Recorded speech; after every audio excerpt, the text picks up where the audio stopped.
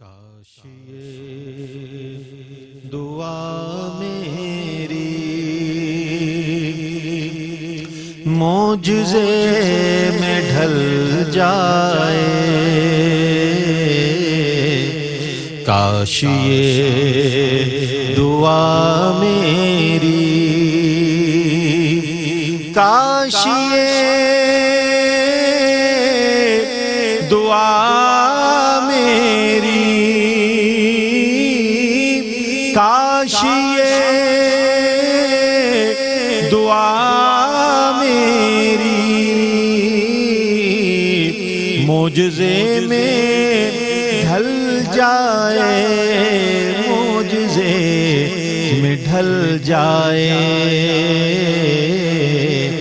سامنے مدینہ ہو، مدینہ ہو، سامنے مدینہ ہو، اور دم نکل جائے، ہم گناہگاروں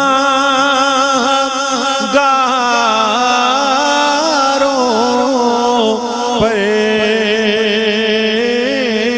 ہم گناہگاروں پر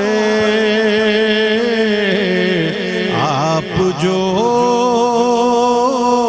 کرم کر دیں، ہم گناہگاروں پر آپ جو کرم کر دیں، آپ جو کرم کر دیں، ہم گناہگاروں کی،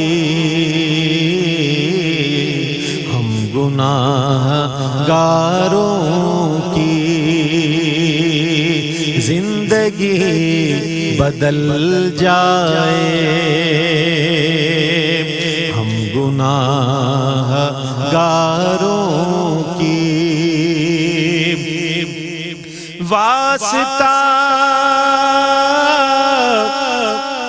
نواسوں کا، واسطہ نواسوں کا، میری کھوٹی قسمت بھی، میری کھوٹی قسمت بھی آپ کے اشارے سے یا نبی بدل جائے، آپ کے اشارے سے یا نبی بدل جائے، کاش یہ دعا میری معجزے میں ڈھل جائے، سامنے مدینہ ہو، مدینہ ہو، سامنے مدینہ ہو، اور دم نکل جائے۔ اعوذ باللہ من الشیطان الرجیم، بسم اللہ الرحمن الرحیم۔ ناظرین محترم السلام علیکم ورحمۃ اللہ وبرکاتہ، میں ہوں آپ کا میزبان محمد رئیس احمد، اور ایک بار پھر ہم آپ کی خدمت میں پیلسٹائن ایمرجنسی اپیل کے ساتھ حاضر ہیں۔ 2021 کی یہ خصوصی اپیل ہے کہ آپ جانتے ہیں کہ جب یہ معاملہ ہوا اور فلسطینیوں پر بمباری ہوئی، فلسطینیوں کے گھر بار جو ہیں وہ سب کے سب اجڑ گئے، اور آج بھی لیکن ان کا جذبہ دینی ایسا ہے اور دینی حمیت اتنی ہے ان میں کہ آج بھی وہ مسجد اقصیٰ کی تحفظ کے لیے، اس کے دفاع کے لیے اپنا تن من دھن سب لٹانے کے لیے تیار نظر آتے ہیں۔ تو آج انہی لوگوں کے لیے، ان فیملیز کے لیے جو ہے ان کے بہترین راشن کے لیے، ڈرنکنگ واٹر کے لیے اور ان کے جو میڈیکیشن ہے اس مد میں جو ہے آپ سے اپیل کی جا رہی ہے، اور اسپیشلی میں ان سے مخاطب ہوں کہ جو یونائٹڈ اسٹیٹس آف امریکہ میں اس وقت ہمارے احباب ہمارے ناظرین دیکھ رہے ہیں بطور خاص، اور بالعموم ان تمام جگہوں پر جہاں پر ARYQ TV دیکھا جا رہا ہے، اور اس اپیل کو آپ تک پیش کیا جا رہا ہے، چونکہ ہمیں ضرورت اس بات کی ہے کہ ہم اچھے کاموں میں تعاون کریں۔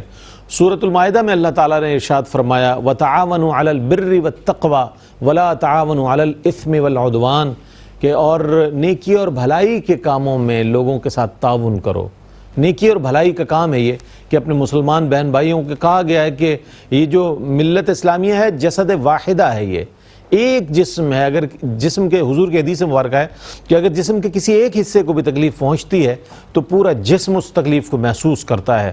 وَلَا تَعَاوَنُوا عَلَى الْإِثْمِ وَالْعُدْوَانِ، کہ تعاون نہ کرو گناہ کے اور عصیاں کے کاموں میں۔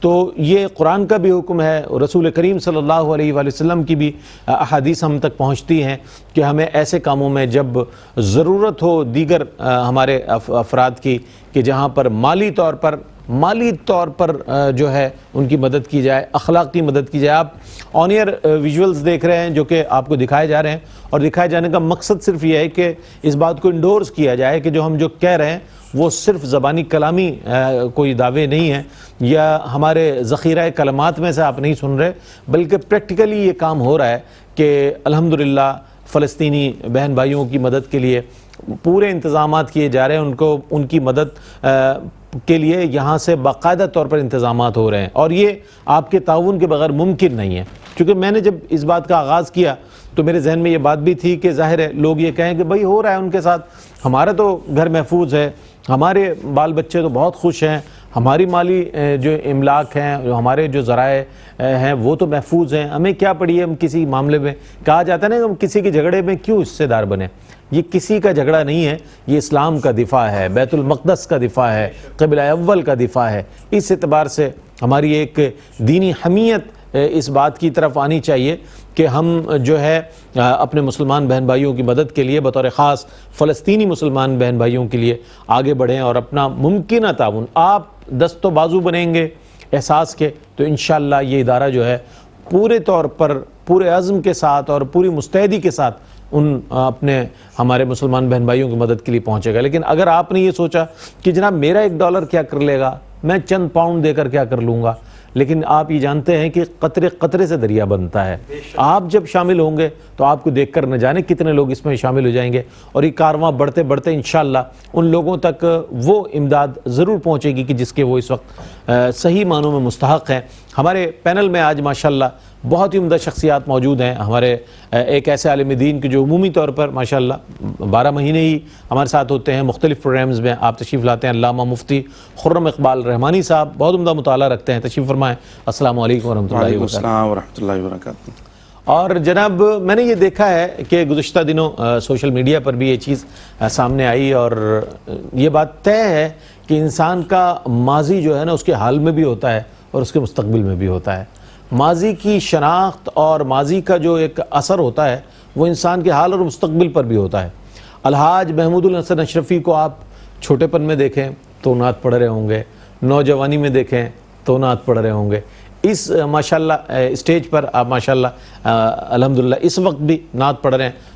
دعا ہے کہ زندگی کی آخری سانس تک سرکار علیہ السلام کی بارگاہ میں ہدایہ عقیدت پیش کرتے رہیں، چونکہ دنیا بھر میں جانتا ہوں کہ آپ کے چاہنے والے، آپ سے محبت کرنے والے، آپ کی آواز سن کر عشق رسول صلی اللہ علیہ وآلہ وسلم کا جذبہ پیدا کرنے والے لوگ موجود ہیں، لوگ چاہتے ہیں کہ سنیں۔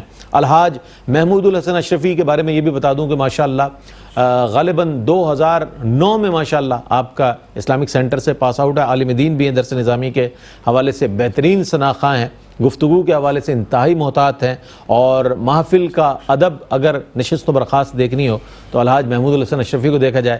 تشریف فرمائے۔ السلام علیکم ورحمۃ اللہ وبرکاتہ۔ وعلیکم السلام ورحمۃ اللہ تعالیٰ آپ کی خوبصورت آواز میں کلام شامل کریں گے، لیکن میں ایک بات بتا دوں، ان کی موٹیویشن بھی ہے اور یہ تاریخیں بھی ایسی ہیں کہ امیر طیبہ اسد اللہ و اسد الرسول حضرت سیدنا امیر حمزہ عم رسول صلی اللہ علیہ وآلہ وسلم کو بھی خراج عقیدت پیش کیا جائے گا آج کی اس ٹرانسمیشن میں، چونکہ آپ کی ذات والا صفات وہ ہے کہ جس نے اسلام کا دفاع کیا. آج بھی ہم اسلام کا دفاع کرنے والوں کے لیے یہاں موجود ہیں.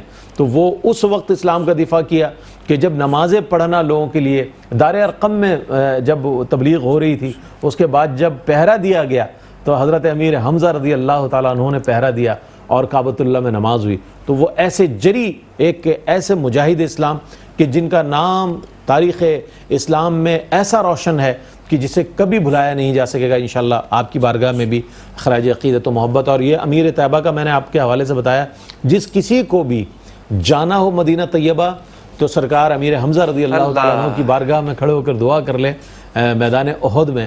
تو احد کے میدان سے اگر آمین کی صدا بلند ہو گئی تو پھر آپ کا بلاوا سرکار کی بارگاہ میں کنفرم ہے. یہ تو میں بتا دوں، یہ تو مشاہدے کی بات ہے اور ہمارے یقین کی بات ہے جو میں آپ کو بتا رہا ہوں. تو سیدنا امیر حمزہ رضی اللہ تعالیٰ عنہ بہت بڑی شخصیت، ام رسول ہیں جناب، اور ان کی کیا شان ہے، وراء الورا ہے. انشاءاللہ ان کے حوالے سے بھی انشاءاللہ چند وہ بھی ان کے اشعار بھی منقبت کے بھی شامل کریں گے.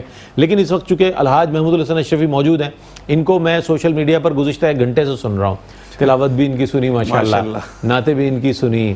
مفتی صاحب کو بھی میں نے بتایا کہ حضرت ایک محفل سے اٹھے ہیں، اب دوسری محفل میں آ جائیں گے، یہاں بھی محفل سجا دیں گے. تو ظاہر ایک محفل اصل میں یہ ہوتی ہے، محفل انسان کے دل میں سجی ہوتی ہے. سچی بات. اس محفل کا یہ حصہ بنا لیا کرتے ہیں سب کو. وہ محفل یہ راستے میں تھے، اس میں بھی نعت پڑھ رہے ہوں گے یا سن رہے ہوں گے یا سوچ رہے ہوں گے یا انتخاب کر رہے ہوں گے، یعنی نعت کے حصار میں ہوں گے مستقل طور پر. تو اس محفل سے اٹھے، پھر ایک محفل میں آئے، پھر اب اس محفل میں. تو یہ محفل جو ہے یہ دل میں سجی ہوئی ہے سرکار کی.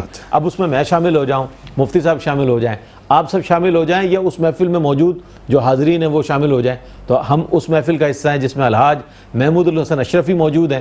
تو میں چاہتا ہوں کہ حمدیہ کلام یا نعتیہ کلام جیسے آپ آغاز فرمائیں. بسم اللہ.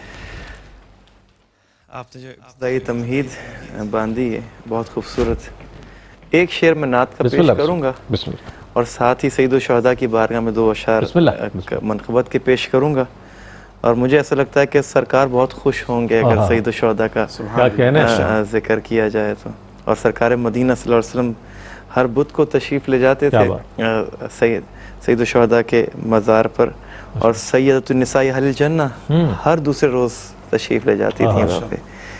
اور آپ کے وصال کے بعد مولا علی جایا کرتے تھے. یہ طریقہ کار رہا ہے بالکل ایسے ہی.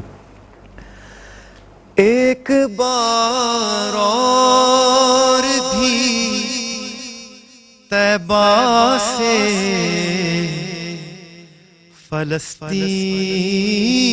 فلسطین میں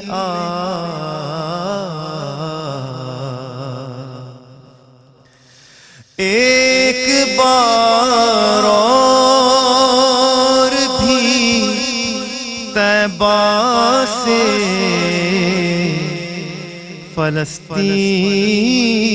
فلسطین میں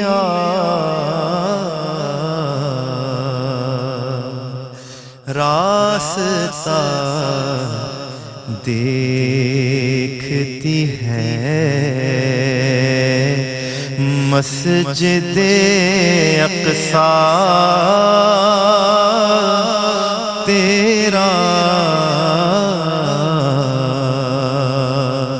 راستہ دیکھتی ہے. ایک بار اور بھی طیبہ سے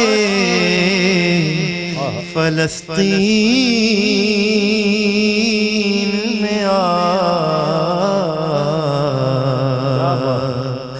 راستہ دیکھتی ہے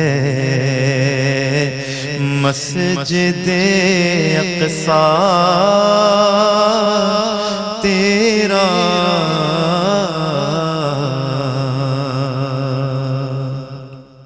سبحان اللہ سبحان اللہ.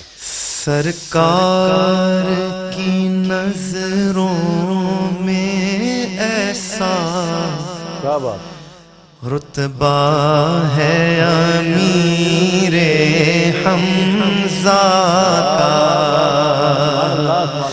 سرکار کی نظروں میں ایسا رتبہ ہے امیر حمزہ کا، دنیا تو کیا ہے جنت میں شہرا ہے امیر حمزہ کا، دنیا تو کیا ہے جنت میں شہرا ہے امیر حمزہ کا۔ آواز نہ جانے کس کی تھی، میں نے تو سنی تھی کانوں سے، میں نے تو سنی تھی کانوں سے، جو مانگتا ہے دے دو اس کو، منگتا ہے امیر حمزہ کا، جو مانگتا ہے دے دو اس کو، آواز نہ جانے کس کی تھی،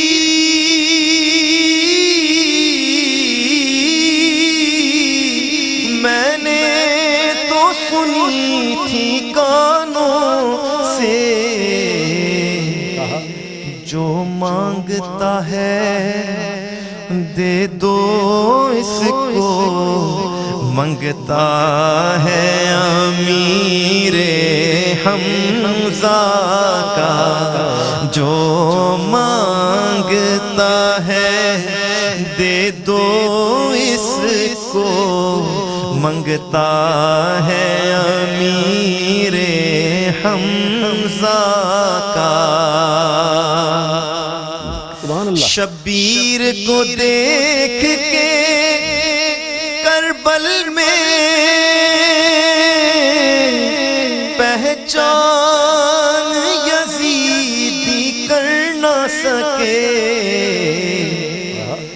حیدر کی وجاہت ہے یا کہ جلوہ ہے امیر حمزہ کا، حیدر کی وجاہت ہے یا کہ جلوہ ہے امیر حمزہ کا، سرکار کی نظروں میں ایسا رتبہ ہے امیر حمزہ کا۔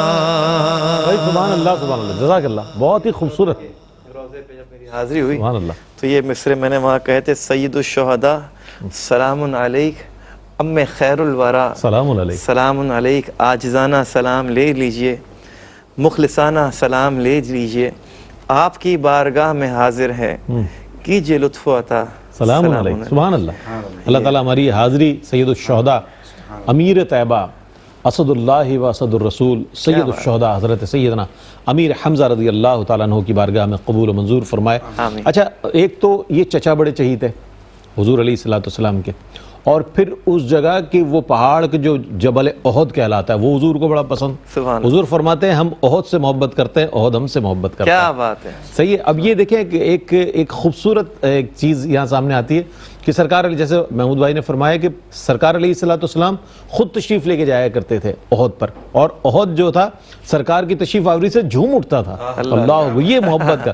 تو سرکار نے قدم اپنا اس پر رکھا اور فرمایا احد ٹھہر جا، تو اس پر ایک نبی، ایک صدیق اور دو شہید ہیں۔ اس وقت سرکار علیہ السلام کے ساتھ سیدنا صدیق اکبر بھی ہیں، سیدنا عمر فاروق بھی ہیں، سیدنا عثمان غنی بھی ہیں. تو اس اعتبار سے آپ یہ دیکھیں کہ ایک تو احد کو اہمیت حاصل، اور دامن احد میں سیدنا امیر حمزہ رضی اللہ تعالیٰ عنہ کا مزار پر انوار، انگوٹھی میں نگینے کی اللہ انگوٹھے میں نگینے کی طرح بالکل. اور جب واقعتاً اب تو کووڈ کی وجہ سے یہ تو وہ بارگاہ رسالت کے مقبول شناخہ ہیں جو سرکار کی بارگاہ میں جب دعا کرتے ہیں پہنچ جاتے ہیں، لیکن کووڈ کی وجہ سے بڑے مسائل ہیں سب کے ساتھ، اللہ تعالیٰ وہ حل فرمائے. انہوں نے یہ جو دھن پڑھی ہے اس پر مجھے ایک کلام اور سننا ہے ان سے، لیکن میں آخر میں سنوں گا میری الفت مدینے سے یوں ہی نہیں. تو وہ بھی انشاءاللہ مجھے سننا تھا، میں یہ طے کر کے آیا تھا کہ یہ کلام ان سے ضرور سننا ہے، لیکن انہوں نے منقبت پڑھی ہے تو اس کے بعد جب ہم آگے بڑھیں گے ان سے کلام سنیں گے تو اس کی بھی فرمائش کریں گے. اچھا مفتی صاحب، چونکہ آج ہم اس حوالے سے، جب میں نے سورہ مائدہ کی آیت کے حوالہ دیا وَتَعَاوَنُوا عَلَى الْبِرِّ وَالتَّقْوَىٰ، یہ فرمائیے گا کہ ہم قرآن کریم میں موجود ان چیزوں کو پریکٹیکلی ہم دیکھتے نہیں ہیں. 56 اسلامی ممالک ہے، اور ان ممالک کا جو رد عمل سامنے آیا گزشتہ دنوں، جو اگر فلسطین کی ہم تاریخ کے حوالے سے دیکھیں اور یورپ کا اگر وہ منظرنامہ سامنے رکھیں کہ جو اس نے یہودیوں کو آباد کیا اور باقاعدہ پلانٹڈ طور پر آباد کر کے اور مسلمانوں کو فلسطین دے دیا، اور اس کے بعد پھر آکوپائیڈ مستقل علاقوں کو انہوں نے قبضے میں لیا، اور اس کے بعد پھر یہ صورتحال آج بیت المقدس تک پہنچ گئی. یہ فرمائے گا چیزیں تو قرآن کریم میں موجود ہیں، اس کا عملی طور پر مظاہرہ امپلیمنٹیشن نظر نہیں آتا.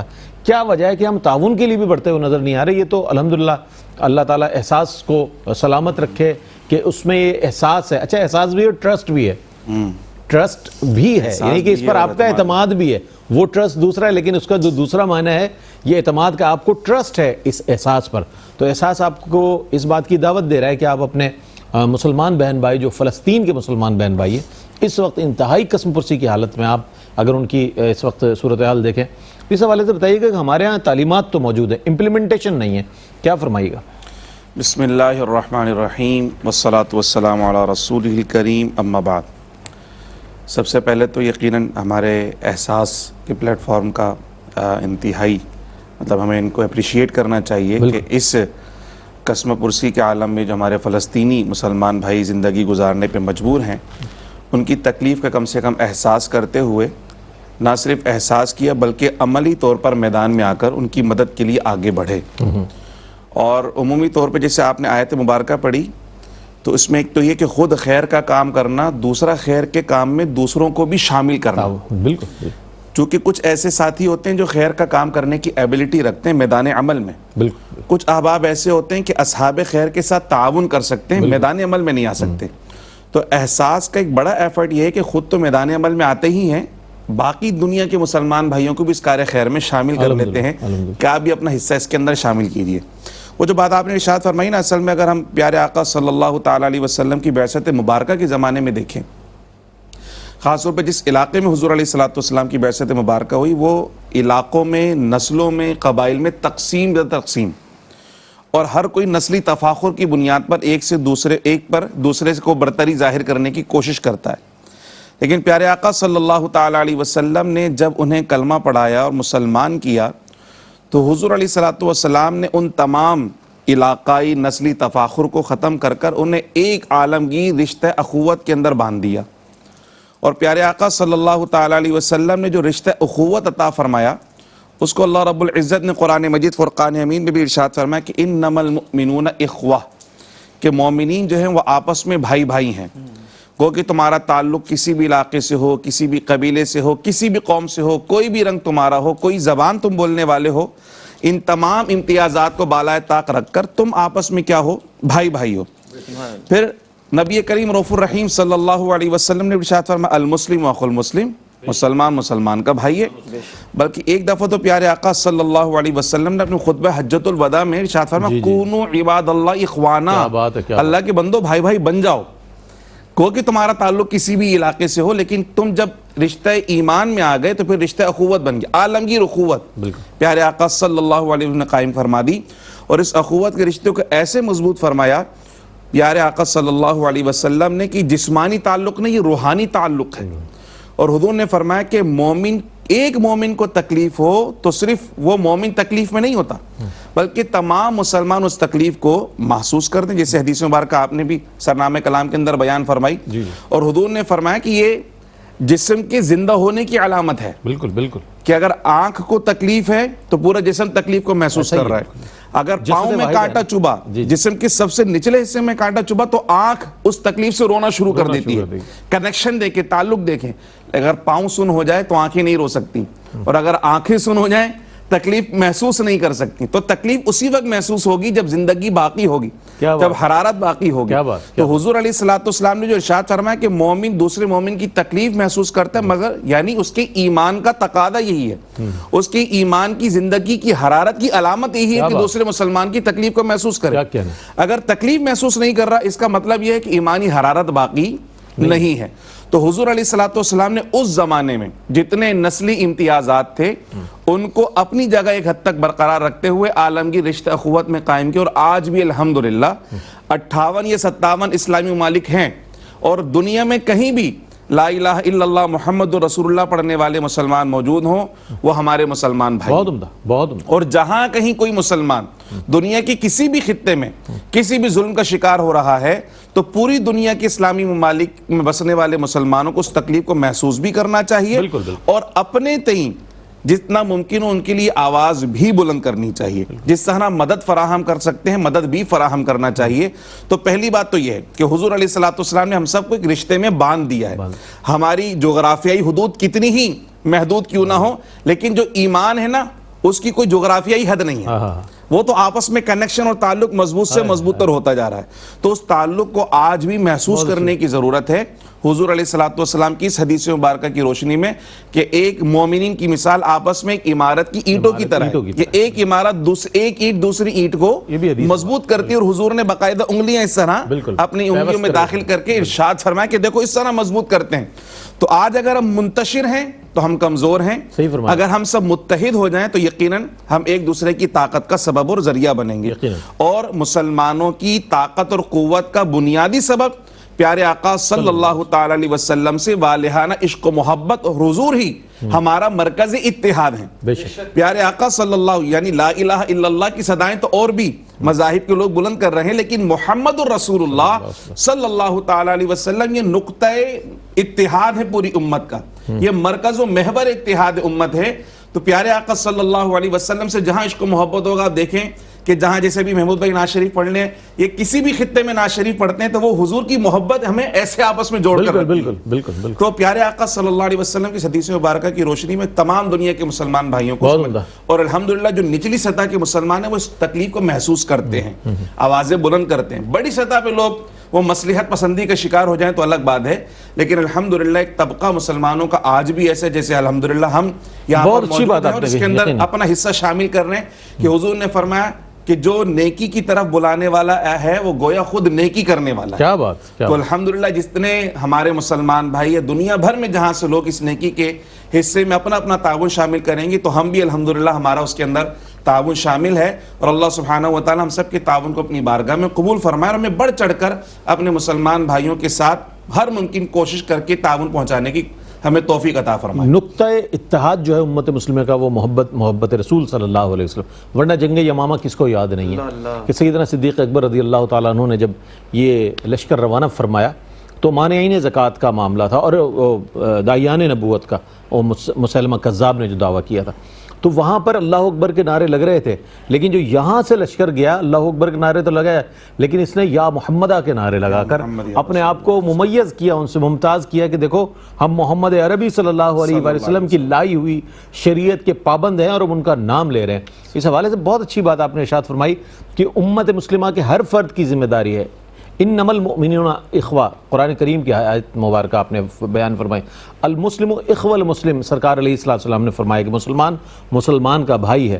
تو اس اعتبار سے ہماری ذمہ داری بہت بڑھ جاتی ہے. میں شامل گفتگو کروں گا الحاج محمود الحسن اشرفی کو, چونکہ ماشاءاللہ آپ ایک صاحب مطالعہ شخص بھی ہیں. اچھا, یہ جو ایک خیر سگالی کا جذبہ ہے مسلمانوں میں, سوشل ویلفیئر کا جو جذبہ ہے, آپ ماشاءاللہ پاکستان کے طول و عرض میں جاتے ہیں, دنیا بھر میں جاتے ہیں, تو یہ جذبہ ایک کامن جذبہ نظر آتا ہے کہ جب کسی مسلمان کی مدد کرنی ہو تو دوسرے مسلمان جو ہے وہ آگے بڑھ کر مدد کر رہے. تو بطور خاص رمضان المبارک میں اور لاک ڈاؤن میں آپ نے یہ صورتحال دیکھی ہوگی, کیا تجربات ہیں آپ کے؟ جب آپ نے علامہ صاحب سے سوال کیا تو میرے ذہن میں اسی وقت ایک بات آئی تھی کہ اگر جب بقرعید کا موقع آتا ہے تو خاص طور پہ جیسے پاکستان میں بقرعید منائی جاتی ہے، پوری دنیا کے کسی ملک میں کسی خطے میں بے شک ایسی بقرعید نہیں منائی جاتی. جس طرح سے اہتمام کرتے ہیں لوگ، جانور خرید کر لاتے ہیں، اس کو پیار کرتے ہیں، اس کے لیے ٹینٹ لگاتے ہیں، مٹی کا اہتمام کرتے ہیں کہ تاکہ جانور کمفرٹیبل رہے.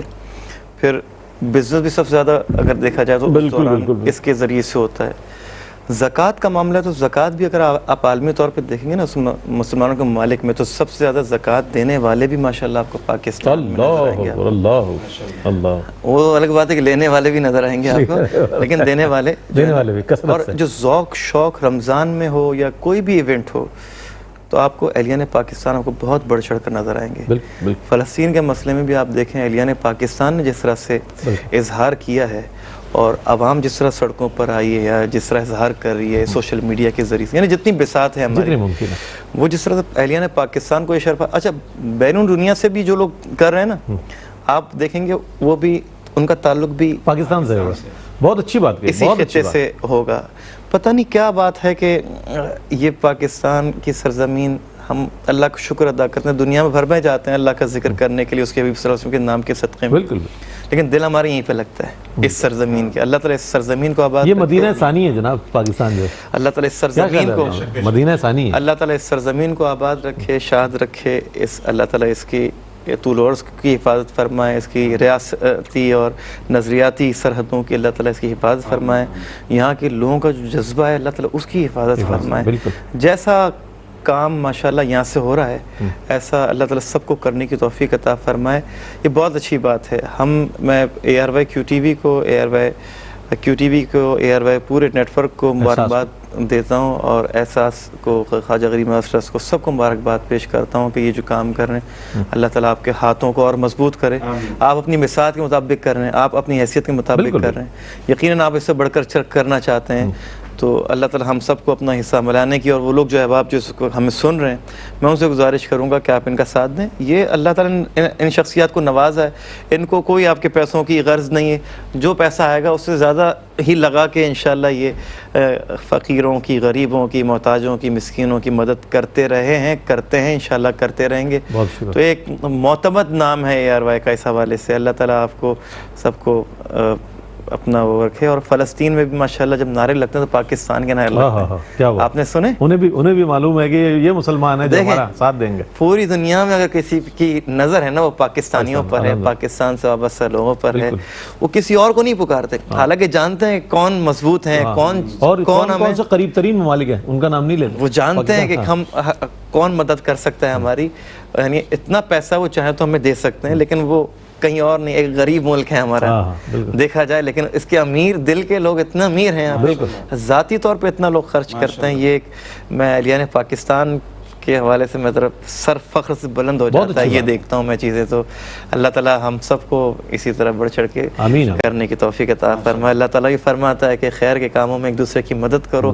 تو آپ جو مدد کریں گے اے آر وائی کی تو آپ خیر کے کاموں میں مدد کریں گے. کیونکہ میں تو نہیں پہنچا سکتا غزہ میں اپنی امداد، اگر میں دینا چاہوں آپ بھی نہیں پہنچا سکتے، لیکن اے آر وائی کو اللہ تعالیٰ نے ایک سہولت دی ہوئی ہے کہ وہ جا کے کسی نیٹ ورک کے ذریعے کسی بھی طریقے سے یا خود سے یا کسی بھی ادارے کے تحت مل کر وہ مدد کر سکتا ہے. تو میں چاہتا ہوں کہ آپ اے آر وائی کی مدد کریں، احساس کی مدد کریں، تو احساس جو ہے وہ آپ کا جتنا بھی ہے وہ سارا کا سارا آپ کی امداد جو ہے وہاں تک پہنچائے گا. بڑی دو اہم باتیں الحاج محمود الحسن اشرفی نے کہی کہ یہ جو ادارہ ہے احساس، یہ تو سال بھر بھوکوں کو کھانا کھلاتا ہے. جہاں پانی کی ضرورت ہے وہاں ہینڈ پمپس لگائے جاتے ہیں، راشن تقسیم کیا جاتا ہے، گھر بنا کر دیے جاتے ہیں، قربانی کے موقع پر گوشت تقسیم کیا جاتا ہے. کوئی ڈیزاسٹر ہو، ارتھ کوئی ہو خدا نخواستہ، کوئی اور جو ہمارے لیے مسائل اور آزمائش ہے، اس میں 12 مہینے مصروف رہتا ہے. لیکن یہ جو کہ پیلسٹائن کا جو ایک مسئلہ آیا ہے، ایک دم سے آیا ہے سامنے، اور ماہ رمضان المبارک کے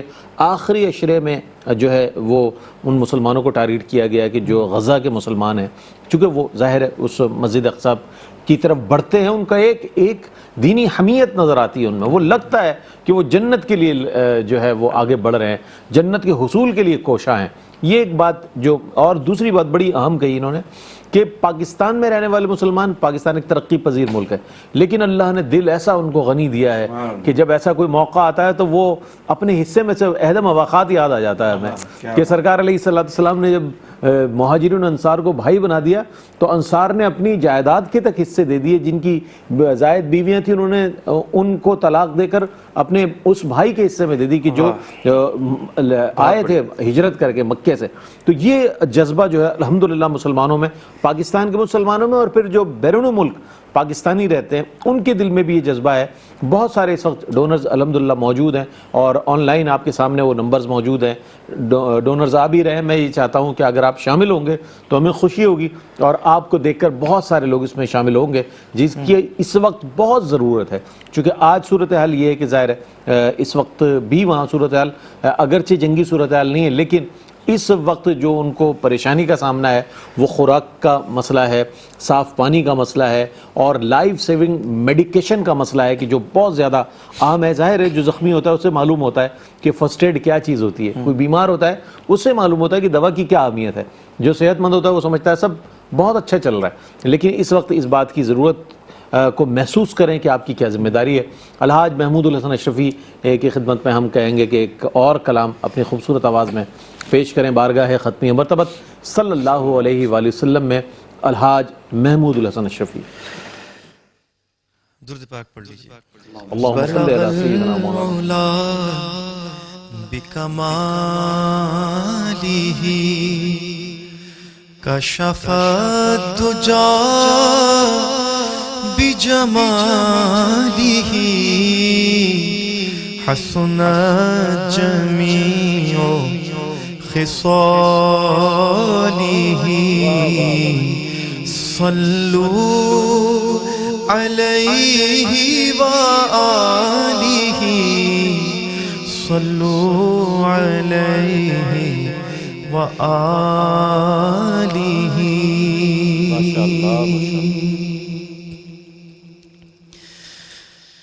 پل سے اتارو راہ گزر کو خبر نہ ہو،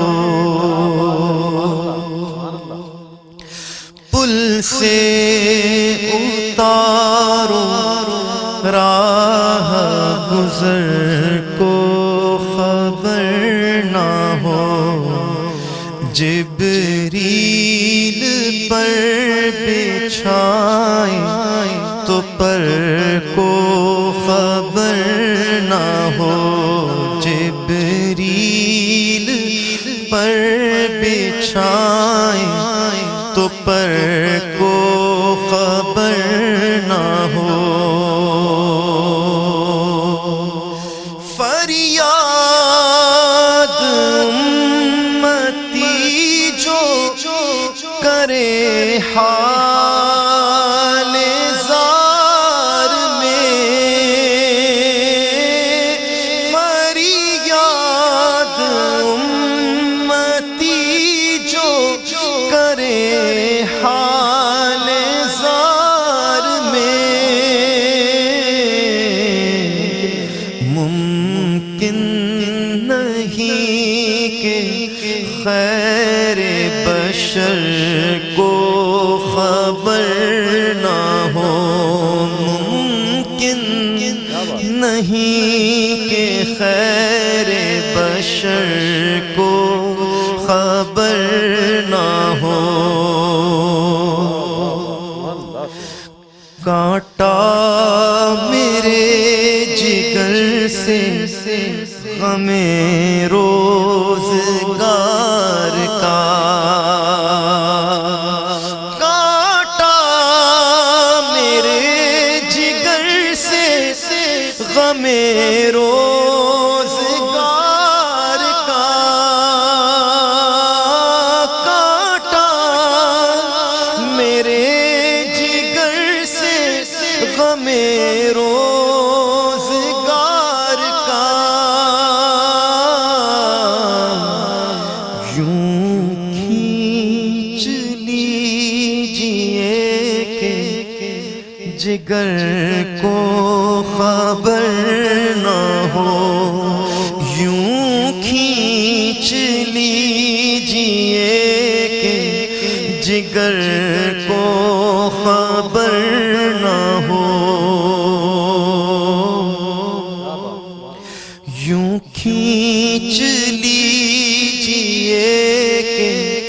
जिगर को खबर न हो, ऐसा गुमा दे उनकी विला में खुदा हमें, ऐसा गुमा दे उनकी विला में खुदा हमें, ऐसा गुमा दे उनकी विला में खुदा हमें, ढूंढा करे पर अपनी खबर को खबर न हो, ढूंढा करे पर अपनी खबर को खबर न हो, उनके सिवा रज़ा कोई हामी नहीं जहां, उनके सिवा रज़ा कोई हामी नहीं जहां, गुज़रा करे पिसर पे पिदर को खबर न हो, गुज़रा करे पिसर पे पिदर को खबर न हो, ऐसा गुमा दे उनकी विला में खुदा हमें, ढूंढा करे पर अपनी खबर को खबर न हो, जिब्रील पर बिछाए तो पर को खबर न हो। आला हज़रत अज़ीमुल बरकत मुजद्दिद दीन व मिल्लत परवाना शम्म रिसालत मौलाना शाह अहमद रज़ा ख़ान फ़ाज़िल बरेलवी का कलाम फ़साहत व बलागत पेश कर रहे थे जनाब अलहाज महमूदुल हसन अशरफ़ी। आलिम का जब कलाम होता है तो उसमें वाक़यात बहुत सारे नज़र आते हैं। इनके मक़ते में जैसे हज़रत सैयदना इब्राहीम अलैहिस्सलाम, हज़रत इस्माइल अलैहिमुस्सलाम का जब ज़िक्र आया और इशारतन उन्होंने बहुत ही खूबसूरत अंदाज़ में उसको पेश कर दिया। अच्छा अल्लामा साहब, मैं ये जानना चाहता हूँ इस मरहले पर कि मैं उस हिसार से निकला नहीं हूँ अभी, मैं ओहद पर ही हूँ, क्योंकि ऐसा लगता है कि ओहद जो है वो गुंबद खज़रा की तरफ देख रहा है और हुजूर अलैहिस्सलाम की मस्जिद नबवी के मीनारों की तरफ देख रहा है। गुंबद खज़रा का रुख उसी तरफ है और सरकार अलैहिस्सलाम की भी तवज्जो ओहद की तरफ है और अपने अम्मे मोहतरम हज़रत सैयदना अमीर हमज़ा रज़ियल्लाहु ताला अन्हु की तरफ है। जिब्रील पर बिछाएं तो पर को खबर, हज़रत अमीर हमज़ा के एक पर लगा हुआ होता था और हमने पढ़ा है कि जब बद्र का वाक़या हुआ, मारका हुआ, तो लोग कहने वाले कुफ़ार मुश्रिकीन ही कहते थे कि वो कौन है कि जिसके सर पे पर लगा हुआ है, और इनको ये एक और तफर्रुद हासिल था कि एक नहीं बल्कि दोनों तलवारों से लड़ा करते थे वो बैक वक्त एट ए टाइम, दो तलवारों से, यानी कि एक तलवार अगर 35 किलो की है और उसके जो हम औज़ान देखते हैं 35 किलो की एक तलवार और दोनों तलवारों से अपने हाथों से कुफ्फार का मुकाबला कर, अल्लाह दोनों हाथ से तलवार तो क्या फरमाइएगा वो पर जो है चूंकि जिब्रील पर बिछाएं तो उससे मेरे ज़हन में आगे क्या कहिएगा? क्या बात है। हज़रत सय्यदुश शुहदा अमीर हमज़ा रज़ियल्लाहु ताला अन्हु की जहाँ तक बात है, देखें जो सरकार का प्यारा ना वो सबका प्यारा, हकीकत ये है। और प्यारे आका सल्लल्लाहु ताला अलैहि वसल्लम और सय्यदुश शुहदा अमीर हमज़ा का जो आपस में ताल्लुक़ है वो इतना मोहब्बत भरा ताल्लुक़ है कि आपकी ईमान लाने के वाक़यात में से भी ये है कि प्यारे आका सल्लल्लाहु अलैहि वसल्लम ने बाकी सबको तबलीग भी फरमाई, किसी को दलाइल भी इरशाद फरमाया, कोई कुरान सुनकर ईमान लेकर आया, कोई जन्नत के शौक़ में ईमान लेकर आया, किसी ने जहन्नुम का खौफ और अल्लाह के अजाब का सुना तो वो ईमान लेकर आया। मगर सय्यदुश शुहदा अमीर हमज़ा वो है जो सिर्फ हुजूर की मुस्कुराहट के लिए कलमा पढ़ा, मोहब्बत, सुभान अल्लाह, हुजूर की मोहब्बत में कि आप क्या बात है इतने अफसरदा क्यों हैं, मैंने तो आपके दुश्मन का बदला भी लिया, उसको मारा भी है, फिर भी आप इतने उदास बैठे हैं کہ اگر مجھے خوش کرنا چاہتے تو میری خوشی اس میں کہ آپ بھی کلمہ پڑھ لیں. تو فرمایا بھتیجے مجھے نہیں پتا تمہارا دین کیا ہے, تمہارا رب کون ہے, لیکن اگر تمہاری مسکراہٹ اس بات میں پوشیدہ ہے, تمہاری خوشی ہے کہ میں کلمہ پڑھوں, تو سنو لا الہ الا اللہ محمد رسول اللہ. یعنی صرف حضور مسکرا جائیں, اتنی محبت اپنے بھتیجے سے, اور حضور کی مسکراہٹ پر کلمہ پڑھ لیا. اور پھر آپ دیکھیں کہ جیسے حضور نے فرمایا کہ یہ اسد اللہ و اسد الرسول ہے, اللہ کا شعر, اللہ کے رسول کا شعر ہے. تو ان کے ایمان لانے کے بعد جو ایک قوت ملی ہے اسلام کو, جیسے آپ نے ارشاد بھی فرمایا کہ علل اعلان نمازیں بھی ہو رہی ہیں, اور پھر اس کے بعد سیدنا عمر فاروق کے ایمان لانے کا جو واقعہ ہے, پہرا دے رہے ہیں اور نماز ہو رہی ہے, اور جناب سب خوف زدہ ہیں کہ عمر آگئے پتہ نہیں کیا ہوگا, بدترین دشمن ہے, مگر اس وقت بھی سید الشہداء امیر حمزہ رضی اللہ تعالیٰ عنہ سرکار کی حفاظت کے لیے ننگی تلوار کے ساتھ کھڑے. اگر سر جھکانے آیا تو بات ٹھیک ہے, ورنہ سر کاٹ کے اس کے سینے پہ رکھ دوں گا, مطلب ایسے. پھر آپ کی سیرت نگاروں نے یہ بھی لکھا ہے کہ آپ شیر کا شکار کیا کرتے, مطلب کوئی عام شخصیت نہیں. اور یہ جو آپ نے بات فرمائی, یہ میں نے وہاں پر جو ہے غزوہ احد, مطلب میدان احد کے اندر ہی یہ میں نے بات سنی تھی کہ آپ دونوں ہاتھوں سے بیک وقت تلوار, مطلب یہ ایک بہت بڑا کمال ہے. اور ابھی اعلیٰ حضرت کا کلام پڑھ لے تو اعلیٰ حضرت کا بھی یہ کمال ہے, آپ دونوں ہاتھوں سے بیک وقت لکھا کرتے تھے. یعنی حضور کے ایک عاشق جو ہے وہ دونوں ہاتھ سے قلم چلاتے تھے, اور حضور کے ایک محبوب دونوں ہاتھوں سے تلوار چلایا کرتے تھے. سرکار جس کو چاہے جیسے چاہے نوازے, حضور کی نسبتوں کا کمال ہے. اور یہ آپ نے فرمایا کہ احد کے دامن میں, اللہ اکبر, دیکھیں محبوب کو محبوب جگہوں پہ رکھا جاتا ہے, انتخاب ہوتا ہے ان کا کہ کس جگہ پہ کس کو رکھنا ہے. حضرت سیدنا صابر کلیلی علیہ رحمہ کے حالات زندگی میں واقعہ پڑا کہ جہاں پر ان کی تدفین ہونی تھی وہاں انوار کی بارش ہوا کرتی تھی, ایک نور کی لاٹ وہاں پر اترا کرتی تھی. تو جہاں محبوبوں کا مقام مدفن ہوتا ہے نا, وہ پہلے سے منتخب ہوتا ہے کہ کس محبوب نے کہاں پر آرام کرنا ہے. اور پھر آپ دیکھیں کہ پوری دنیا کے جو مسلمان ہیں سب کی خواہش اور تمنا ہے کہ حضور کے روضہ انور کی زیارت کے لیے جائیں, حضور کے روضہ اطہر پہ سلام پیش کرنے کے لیے جائیں. اور امیر حمزہ وہ ہیں جن کے روضے پہ خود سرکار زیارت کے لیے آیا کرتے تھے. جیسے محمود بھائی نے فرمایا کہ ہر بدھ کو سرکار حاضری دیا کرتی تھی, اسی طرح سالانہ حاضری بھی, یعنی غزوہ احد کے شہدائے احد کے عرس کا ہم یہاں پہ لیتے ہیں کہ سرکار سالانہ حاضری بھی باقاعدہ دیا کرتے تھے.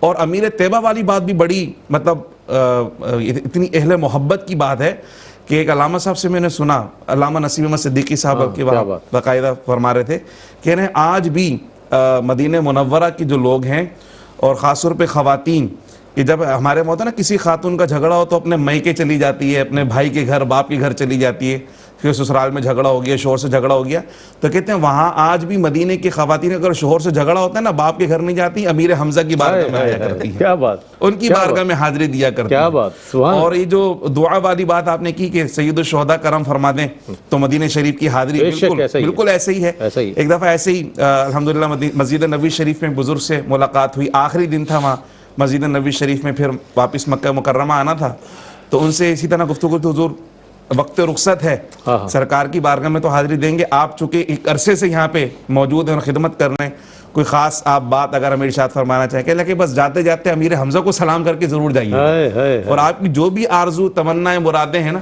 وہ وہاں پر پہلے پیش کیجئے گا. اسی طرح آج بھی عشاقوں کی یہ کیفیت ہے کہ جب مسجد مدینہ منورہ پہنچتے ہیں نا تو سرکار کی بارگاہ میں سلام پیش کرنے سے پہلے امیر طیبہ کی بارگاہ میں حاضری دیتے ہیں, پہلے وہاں حاضری دے کر, آج بھی آپ کا تصرف اسی طرح ہے. بالکل بالکل, امیر طیبہ یعنی حضور علیہ السلام کا تصرف تو پوری کائنات ہے, لیکن سرکار کے مدینے پہ سرکار نے کسی کو تصرف عطا فرمایا تو امیر حمزہ کو عطا فرمایا. آج بھی والی مدینہ, آج بھی امیر طیبہ حضرت سید الشہداء امیر حمزہ رضی اللہ تعالیٰ عنہ, تو کیا ہی شان ہے ان کی کہ وہ اگر آج بھی کوئی ان کے مزار پر انوار پر جا کر سلام کہتے تو سرکار فرماتے ہیں قیامت تک سلام کا جواب دیتے رہیں گے. اب سلام میں ہم کیا کہتے ہیں, السلام علیکم ورحمت اللہ, آپ پر سلامتی و اللہ کی رحمتیں ہوں, اور جواب میں امیر حمزہ یہ فرما دیں, امیر طیبہ سید الشہداء فرما دیں اللہ کی تم پر بھی سلامتی ہو, تو آپ سمجھے بس آپ سلامتی ہی سلامتی آپ کو نصیب ہو. تو کیا ہی شان ہے سید الشہداء کی, تو اللہ سبحانہ و تعالیٰ کی بڑی مہربانی کہ اللہ نے ہمیں اہل عشق و محبت میں رکھا. الحمدللہ, یہ عشق اور محبت کی باتیں ہیں, یہ ہر کسی کو سمجھ میں آنے والی نہیں ہے, اور اللہ نے ایسی حیات جاویدانی ان کو عطا فرمائی کہ غزوہ احد کے 46 سال کے بعد کچھ شہداء کی جو قبریں تھیں وہ کھل گئیں, تو مدینہ منورہ کے لوگوں نے جب ان کی زیارت کی تو نہ ان کا کفن میلا تھا نہ ان کا بدن میلا تھا, نہ کفن میلا نہ بدن میلا, یہ کہتے ہیں نا جو آج شعر پڑھتے ہیں کہ محمد کے غلاموں، جی بالکل وہ تو ہے، لیکن اصل چیز محمد کے غلاموں کا کفن میلہ نہیں ہوتا، نہ کفن میلہ نہ بدن میلہ، بلکہ فرماتے ہیں کہ جسم ان کے ایسے تر و تازہ کہ اگر کسی شہید نے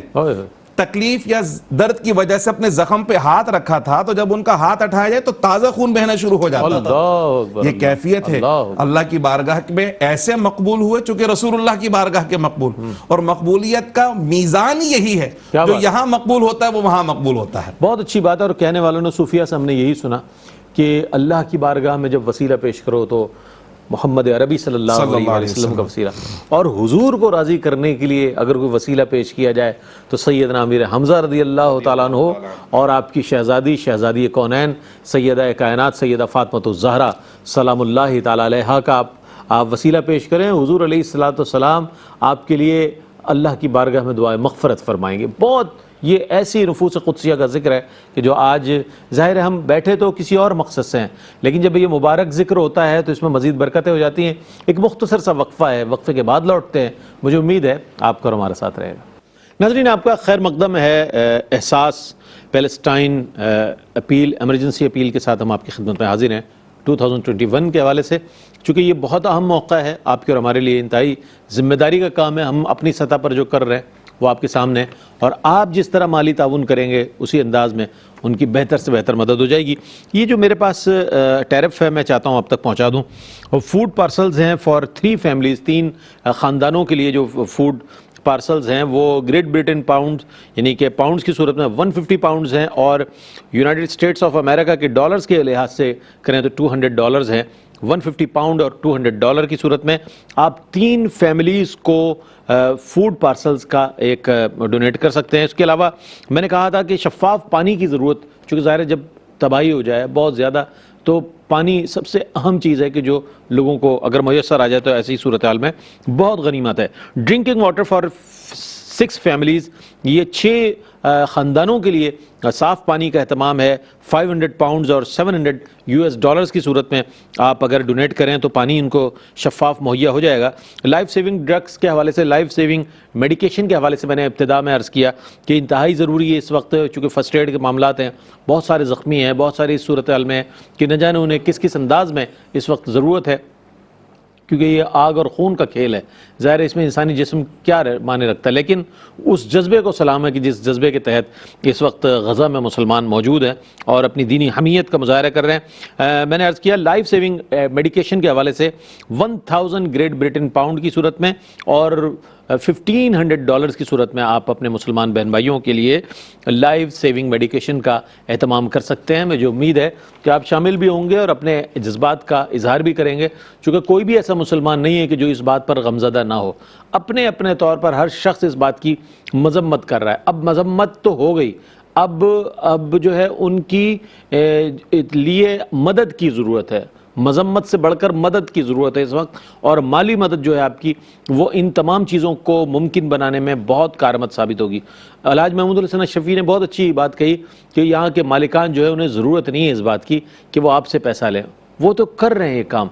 آپ کو شامل کر کے آپ کے اجر و ثواب میں اضافہ کرنا چاہ رہے ہیں تاکہ آپ بھی شامل ہو جائیں. ظاہر ہے ہر شخص کو پلیٹ فارم میسر نہیں ہوتا، لیکن احساس ایک ایسا ادارہ ہے کہ جس پر لوگوں کا ٹرسٹ ہے، اور چاہے کوئی بھی ایونٹ ہو، ہم یہ دیکھتے ہیں کوئی بھی موقع ہو، احساس بڑھ چڑھ کر لوگوں کی مدد کے لیے آگے بڑھتا ہے. فلسطینی مسلمانوں کی جو اب ظاہر ہے فوڈز کے مسائل ہیں، سب سے زیادہ غذائی اجناس کے حوالے سے یا صاف شفاف پانی کے حوالے سے ڈرنکنگ واٹر، یا یہ کہ لائف سیونگ میڈیکیشن کے حوالے سے، ان تینوں چیزوں کی ایسی صورتحال میں کتنی ضرورت ہے، میں چاہتا ہوں اس کی ضرورت اور اہمیت کے حوالے سے کچھ کلام فرمائیے. اصل میں یہ تو بنیادی ضروریات ہیں، بنیادی ضرورت، اور بنیادی ضروریات جو ہے وہ ہر طبقے سے تعلق رکھنے والے انسان جو ہے اس کو باہم میسر ہونی چاہیے. ایسی صورت میں اللہ سبحانہ و تعالی نے قرآن مجید فرقان حمید میں جا بجا ارشاد فرمایا کہ وَالَّذِينَ فِي أَمْوَالِهِمْ حَقٌّ مَعْلُومٌ لِلسَّائِلِ وَالْمَحْرُومِ، یعنی اللہ سبحانہ و تعالی نے جنہیں کشادگی عطا فرمائی ہے تو وہ کشادگی ان کے تعیش کے لیے نہیں ہے، ان کے لگزریس لائف اسٹائل کے لیے نہیں ہے، بلکہ وہ کشادگی اس لیے ہے کہ جو محروم ہیں وہ اللہ کی عطا کردہ نعمتوں میں سے ان کو بھی حصہ فراہم کریں. اور قرآن مجید فرقان میں اللہ سبحانہ و تعالی نے جب انفاق فی سبیل اللہ کی بات فرمائی، ان تمام معاملات کے اندر جب انفاق کی بات کر رہے ہیں، تو ایک طرف تو ہمارا بنیادی فریضہ بنتا ہے، ہماری ڈیوٹی بنتی ہے کہ ہم یہ کام کریں، لیکن حضور علیہ الصلوۃ والسلام کے صدقے میں اس امت پہ خاص کرم یہ ہے کہ جب ہم ڈیوٹیز بھی ادا کرتے ہیں تو اللہ اپنے فضل سے اس پر بھی انعامات عطا فرماتا ہے۔ اللہ اپنے فضل سے دنیا کے اندر بھی اجر عطا فرماتا ہے، اس کی برکتیں عطا فرماتا ہے، اور پھر اخروی ثواب کے وعدے بھی اللہ سبحانہ و تعالی ارشاد فرماتا ہے۔ اور پھر جو اللہ کی راہ میں خرچ کر رہے ہیں ان تمام معاملات کے اندر اللہ سبحانہ و تعالی نے بہترین استعارہ قرآن مجید فرقان حمید کے اندر ارشاد فرمایا کہ پہلی بات تو یہ ہے کہ انفقوا مما رزقناکم، اس میں سے خرچ کرو جو ہم نے تمہیں دیا ہے۔ یعنی جو دولت کا تصور ہے، مال کا تصور ہے، نعمت کا تصور ہے، ملکیت حقیقی طور پہ اللہ سبحانہ و تعالی دیا ہوا اللہ ہی کا ہے اور اللہ ہی کی راہ میں خرچ کرنا ہے، تو اللہ ہی کی راہ میں اللہ کا دیا ہوا خرچ کرتے ہیں تو ہم کوئی احسان تھوڑی کر رہے ہیں، لیکن اس پر بھی وہ اجر کیا عطا فرما رہا ہے، مثل الذین ينفقون اموالهم فی سبیل اللہ کمثل حبۃ انبتت سبع سنابل، کہ جو اللہ ہی کے دیے ہوئے مال میں سے اگر اللہ کی راہ میں خرچ کرتا ہے تو اس کی مثال ایک دانے کی ہے، زمین میں بویا جائے تو 7 بالیاں نکلتی، اور فی کل سنبلۃ 100 حبہ، اور ہر بالی میں 100 دانے، تو ایک دانہ بویا تھا 700 دانے حاصل کیے۔ تو اللہ ہی کے عطا کردہ مال کو اللہ ہی کی راہ میں خرچ کرنے میں کیا ہوتا ہے کہ ایک دو گے تو اللہ سبحانہ و تعالیٰ بدلے میں 700 عطا فرمائے گا۔ پھر فرمایا یہ کافی نہیں، یہیں پر بس نہیں، واللہ یضاعف لمن یشاء، جس کی محبت، جس کا خلوص، جس کا پیار اس کو پیار آ جائے، جس پر اس کو پیار آ جائے، پھر اللہ اسے اور اس سے زیادہ بلند و بالا عطا فرماتا ہے، اس میں مزید اضافہ فرما دیا کرتا ہے۔ تو ایک طرف تو اللہ ہی کا مال اللہ ہی کی راہ میں خرچ کرنا، وہ صرف قبول کر لے تو یہ ہمارے لیے بڑی سعادت ہے، مگر فرماتا ہے نہیں، کیونکہ تم نے میری محبت میں اور میرے حبیب کے سکھائے ہوئے طریقے کے مطابق دیا ہے تو میں تمہیں اس پہ اجر بھی عطا فرماؤں، اور اجر بھی اتنا عطا فرماؤں گا تم گن نہیں سکتے، یضاعف لمن یشاء، بے حد و بے حساب اجر عطا فرماؤں گا۔ اسی طرح جب انفاق کی بات آئی تو اللہ سبحانہ و تعالی نے یہ بھی ارشاد فرمایا، من ذا الذی یقرض اللہ قرضا حسنا، کون ہے جو اللہ سبحانہ و تعالیٰ کو قرض حسنہ دے؟ اللہ تو بے نیاز ہے، اللہ تو احکم الحاکمین ہے، مالک الملک ہے، تمام خزانوں کا مالک وہی ہے، اسے کیا ضرورت کسی سے قرضہ لینے کی؟ مگر فرمایا کہ نہیں، کون ہے جو اللہ سبحانہ و تعالیٰ کو قرض حسنہ دے؟ قرض کس لیے؟ یعنی اللہ کی مخلوق پر خرچ کرے، تو کیا ہوگا؟ واللہ یضاعف لمن یشاء فیضاعفہ اضعافا کثیرہ، عمومی طور پر قرض پر نفع لینا منع ہے، وہ سود ہے، مگر جب اللہ کی راہ میں خرچ کیا جائے اللہ فرماتا ہے یہ وہ قرض ہے جس پر میں اضافہ کر کے عطا فرماؤں گا، جب واپسی ہوگی تو برابر برابر کا معاملہ نہیں بلکہ جتنا دیا اس سے بڑھ کر میں تمہیں اس کا اجر عطا فرماؤں گا۔ تو دنیا کے اندر بھی برکت، آخرت کے اندر بھی برکت، اور پیارے آقا صلی اللہ تعالی علیہ وسلم کی حدیث مبارکہ، بخاری شریف کی حدیث مبارکہ کتاب الایمان کی، حضور سے کسی صحابی نے پوچھا یا رسول اللہ صلی اللہ علیہ وسلم ای الاسلام افضل، حضور اسلام کا افضل ترین عمل کون سا ہے؟ اب دیکھیں ایک طرف تو ہمارے فرائض و واجبات ہیں، سرکار نے کیا فرمایا؟ فرمایا تطعم الطعام، اسلام کا افضل ترین عمل کیا ہے؟ فرمایا کھانا کھلاؤ۔ تو جو آپ نے بات کی کہ راشن کی بات کی، آپ نے پانی کی بات کی، میڈیکیشن کی بات کی، یہ سب اسی کے اندر شامل ہو جاتے ہیں۔ حضور نے فرمایا تطعم الطعام، کھانا کھلاؤ، لوگوں کو سلام کرو، جن کو جانتے ہو یا نہ جانتے ہو بس سلام کرو، اور مہمانوں کی تکریم اور عزت کے ساتھ ان کے ساتھ پیش آؤ۔ تو فرمایا یہ اسلام کے افضل ترین اعمال میں سے ہیں۔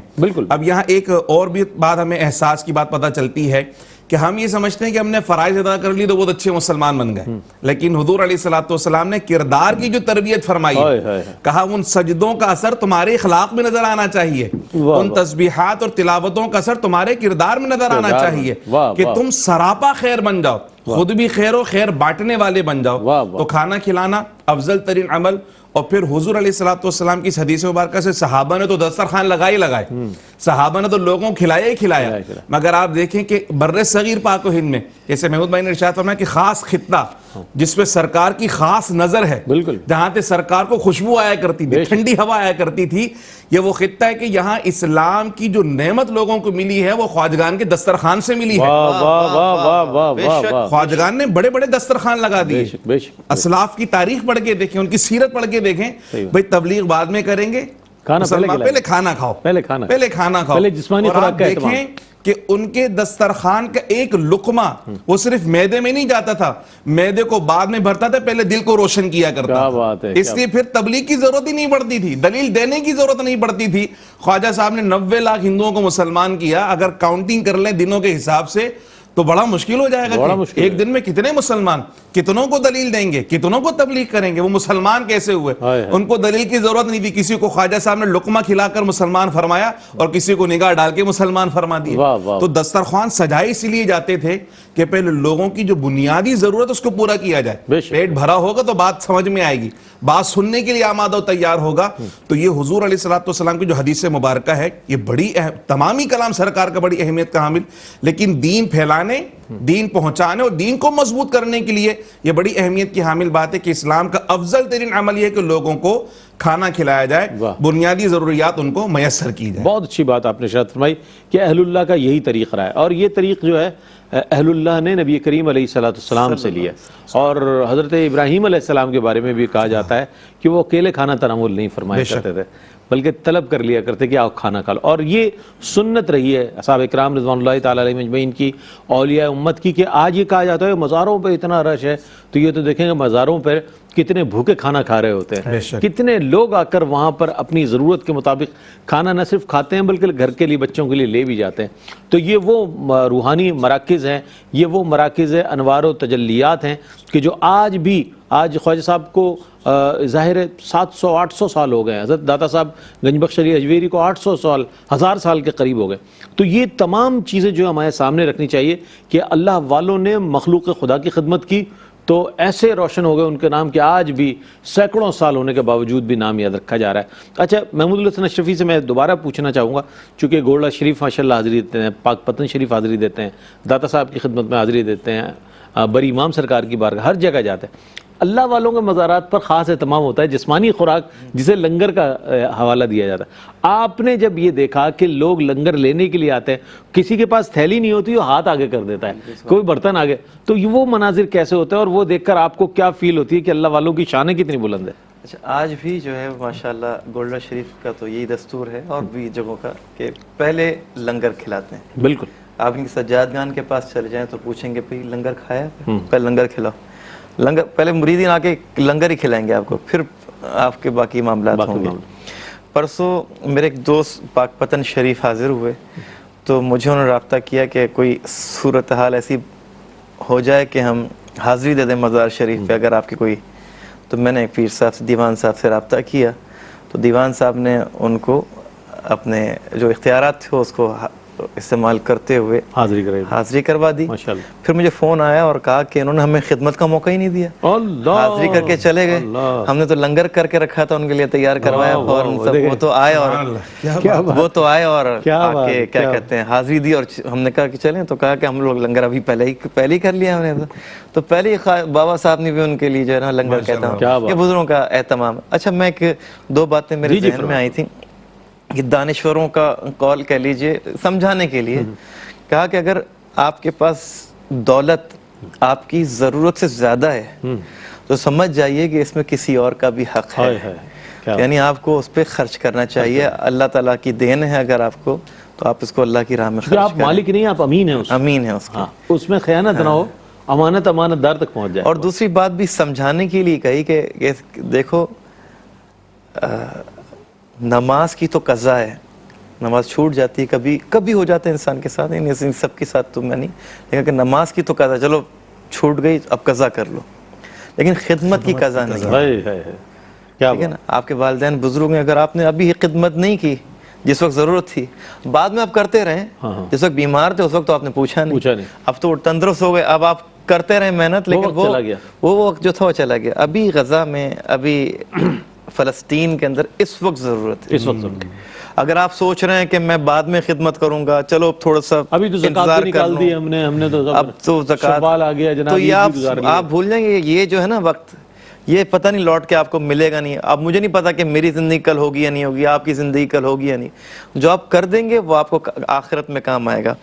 تو آپ ابھی جو کریں گے نا وہ آپ کو ثواب ملے گا. یہ جو ابھی آپ دیکھ رہے ہیں، ابھی جو مناظر آپ کو دکھائے جا رہے ہیں ٹی وی پہ، یہ تو حاجی صاحب اس سے آدھے سے زیادہ تو یہ حاجی صاحبان کی اپنی جیب سے ہی خرچ ہوا. بالکل. اور آپ کا بھی تھوڑا بہت اس میں، کیونکہ جو آپ جتنا آپ نے دیا ہوگا، یہ تو ماشاءاللہ یہ تو مالکان یہ تو چاہتے ہیں کہ بڑھ چڑھ کے کام کریں. یہ جتنا کام کرتے ہیں نا، یہ زیادہ تر جو سرپرست ہیں اس ادارے کے احساس کے، وہ تو اپنی جیب سے زیادہ تر ان کی جیب سے ہی ہو رہا ہوتا ہے. بالکل. تو آپ احباب کو بھی وہ کہتے ہیں کہ چلو آپ لوگ اگر خود سے نہیں کر سکتے ہمیں بھیج دیں، ہم آپ کی حصے کا کام کر دیں گے. تو آپ کو سہولت ہو جاتی ہے. آپ نے کیا کرنا ہے، موبائل سے آپ نے اکاؤنٹ نمبر ڈائل کرنا ہے، آپ نے پیسے اماؤنٹ بھرے اور آپ نے دے دیا.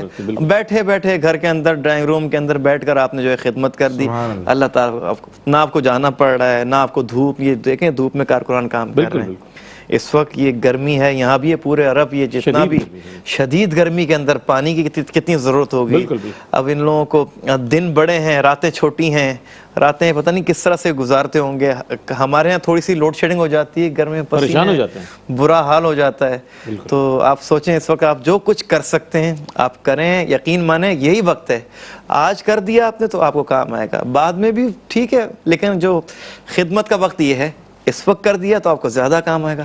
بعد میں بھلے کرتے رہیں وہ، لیکن وہ جو اجر جو آپ آج حاصل کر سکتے ہیں شاید ہی بعد میں آپ کو ایسا موقع ملے. بہت اچھی بات کہی کہ آج وقت ہے اس بات کی، ضرورت کو، اہمیت کو سمجھنا چاہیے کہ آج غزہ کے مسلمان جو ہے وہ آپ کی طرف، اور واقعتاً ہم نے جب ان کی پکار سنی تو اس میں پاکستان کا نام آیا، پاکستانی عوام کا نام آیا کہ آؤ ہماری مدد کے لیے. اور پاکستانی فوج کا نام آیا. بالکل، محبت کرتے ہیں پاکستان کی پاک فوج کا نام آیا. اللہ تعالیٰ ہماری پاک فوج کو سربلند رکھے. اسی طرح اور پاکستان کی نظریاتی اور جغرافیائی حدود کی اللہ تعالیٰ حفاظت فرمائے کہ نامساعد حالات میں، انتہائی شدید گرمی ہو، انتہائی شدید سردی ہو، اس میں مملکت خداداد پاکستان کی سرحدوں کی حفاظت کا ذمہ پاک افواج نے لیا ہوا ہے. اللہ تعالیٰ پاک افواج کو بالکل مستحکم رکھے اور اس کا وقار مزید بلند فرمائے. یہ بہت بڑی آپ کے پاس یہ نعمت ہے، ملک جو ہے، اس کی قدر کریں. اگر اس کی قدر دیکھنی ہے تو آپ فلسطینیوں سے پوچھیں، آپ کشمیریوں سے پوچھیں کہ جناب آزاد وطن ہوتا کیا ہے، اس میں سانس لینے کا مزہ کیا ہوتا ہے. آج آپ ہیں تو اس کی ناقدری نہ کریں، اس کے لیے دعا کریں کہ اللہ تعالیٰ اس کو قائم و دائم رکھے. ایک بات اور بتا دوں میں آپ کو کہ لوگ یہ کہتے ہیں کہ جناب چونکہ ہم نے تو زکوٰۃ بھی دے دی، اب تو شوال بھی آ گیا، اب تو عید بھی گزر گئی.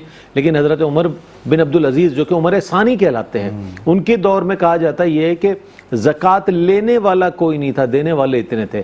تو آج ہمارے ہاں یہ ہے کہ ہم تو پروفٹ دیکھتے ہیں. رمضان میں زیادہ ثواب ملے گا. مفتی صاحب رمضان میں نکالیں گے، بھلے محرم میں ہماری زکوٰۃ ڈیو ہو گئی ہو، 1 سال پورا ہو گیا، لیکن ہم زکوٰۃ نکالیں گے رمضان میں، چونکہ ہمیں اجر کا زیادہ، اس میں بھی ہم لوگ کاروباری مطلب ذہنیت رکھتے ہیں. کیا فرمائیے گا اگر اس وقت ہمارے جو دیکھنے سننے والے ہیں دور دراز، دور ظاہر ہے مختلف ممالک میں ٹرانسمیشن دیکھی جا رہی ہے، اگر وہ مسلمان آج ہی سے اگر وہ زکوٰۃ کے ہی مد میں اگر ان مسلمان بہن بھائیوں کی مدد کرنا چاہیں تو یہ جیسے محمود الحسن اشرفی نے کہا کہ بہت اچھا موقع ہے، اور یہ موقع اگر ہاتھ سے چلا گیا تو کف افسوس ملنے کے سوا کچھ نہیں رہ جائے گا.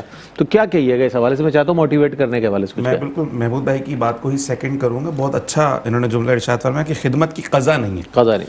اچھا یہ عبادت کی قضا ہے. ہاں عبادت خدمت کی قضا نہیں ہے. یعنی ہم یہ ترغیب نہیں دے رہے، معاذ اللہ محمود بھائی بھی ترغیب نہیں دے رہے، میں بھی نہیں کہ نماز قضا کر لیں، معاذ اللہ یہ ترغیب نہیں ہے. سمجھانے کے لیے بات ہے، اگر رہ گئی تو قضا کی جا سکتی ہے، لیکن خدمت جو ہے نا وہ اسی وقت کرنی ہے. دوبارہ پتہ نہیں وہ موقع میسر آئے یا نہ آئے. یہ جو محمود بھائی نے ارشاد فرمایا بالکل اسی طریقے سے بات یہی ہے کہ رمضان شریف میں ثواب بھلے زیادہ ملتا ہے، لیکن ثواب دینے والی ذات کس کی ہے؟ اللہ کی. آپ اپنے تئیں کیوں سمجھ رہے ہیں کہ میں رمضان میں دوں گا تو زیادہ ثواب ملے گا؟ آپ اس کی محبت میں دیے تو صحیح. یہ جو میں نے آیت مبارکہ پیش کی رمضان میں خرچ کرنے کی تھوڑی ہے، یہ تو مطلقاً خرچ کرنے کی ہے. نافلہ کے طور پر بھی دیا جا سکتا ہے. بالکل بالکل لازمی تھوڑی کہ زکوٰۃ ہی خرچ کی جائے. اگر کسی نے زکوٰۃ نکال بھی دی ہے تو کوئی مذائقہ نہیں ہے. اس کے علاوہ بھی اللہ نے مال سے نوازا ہے، اور لازمی نہیں کہ ایک بہت بڑے اماؤنٹ میں خرچ کیا جائے.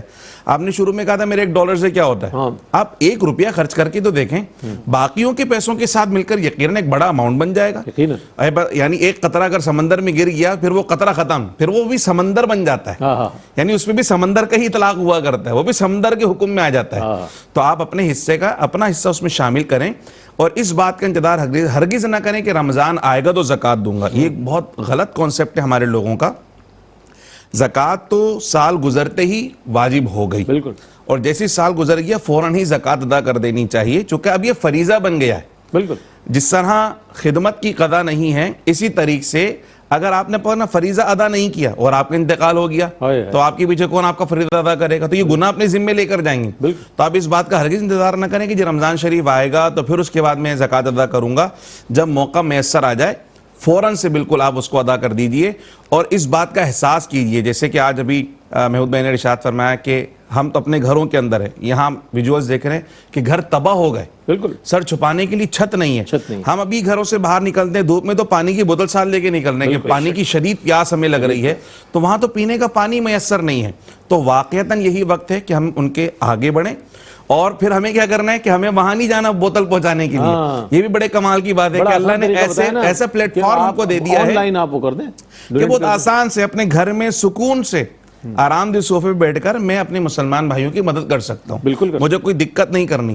اور پھر ایک اور بات ہمیں یہاں پتہ چلتی ہے، دیکھیں اگر میں انفرادی کام کروں گا نا تو شاید اس کے وہ ثمرات نہ مل سکے یا حقیقی لوگوں تک مدد نہ پہنچ سکے، لیکن جب اجتماعی نظم کے ساتھ کام کیا جائے گا تو کیا ہوگا، ہم سب کا انفرادی کام جب اجتماعیت میں آئے گا تو اس کا بڑا فائدہ ملے گا، اور اس میں برکت بھی ہے، اور اس میں برکت بھی، اور زیادہ لوگوں تک وہ فائدہ پہنچایا جا سکتا ہے اور منظم انداز کے اندر پہنچایا جا سکتا ہے، جس سے واقعتاً اور حقیقتاً ان کو خوراک بھی میسر آ جائے گی، پینے کا پانی بھی میسر آ جائے گا، جن کو ادویات کی ضرورت ہے وہ بھی میسر آ جائے گی۔ اور ایک لقمہ کھلانا اتنے بڑے اجر کی بات ہے۔ حضور سیدنا غوث اعظم شیخ عبد القادر جیلانی فرماتے ہیں کہ میں نے بڑے مراقبے بھی کیے، میں نے مجاہدے بھی کیے اور بہت ساری عبادت ریاضت کی، لیکن اللہ کا قرب حاصل کرنے کا سب سے بہترین ذریعہ جو میں نے پایا ہے نا وہ یہ کہ اللہ کی مخلوق کو کھانا کھلاؤ، اللہ کی مخلوق کو کھانا کھلاؤ۔ تو اب اندازہ لگائیں کہ اللہ کے قریب ہونے کا ذریعہ آپ کو میسر آ رہا ہے۔ الحمدللہ پاکستان کے اندر بھی آپ یہ کام کرتے رہے، اور اب آپ کو احساس دلا رہا ہے کہ آپ کے دل میں تکلیف تو ہے کہ ہمارے فلسطینی مسلمان بھائی پریشان ہیں، ان تک رسائی کیسے ہو، تو یہ پلیٹ فارم آپ کو میسر آ گیا ہے۔ آگے بڑھیے، اپنا حصہ لازمی اس کے اندر شامل کیجئے، جس کیفیت کے اندر بھی ہو۔ اگر آپ 3 فیملیز کا جیسے راشن پیک کی یہاں بات کی گئی، اگر وہ نہیں کر سکتے تو اپنا حصہ جتنا بھی ممکن ہو وہ آپ کر لیجئے۔ اور ماشاءاللہ الحمدللہ جتنے سالوں سے ہمارا بھی یہاں پہ آنا جانا رہا، ٹیلی تھون کے اندر شرکت رہی، تو ہم نے دیکھا کہ ماشاءاللہ لوگ بڑھ چڑھ کر اور مطلب بھرپور طریقے سے اپنے مسلمان بھائیوں کی مدد کرتے ہیں۔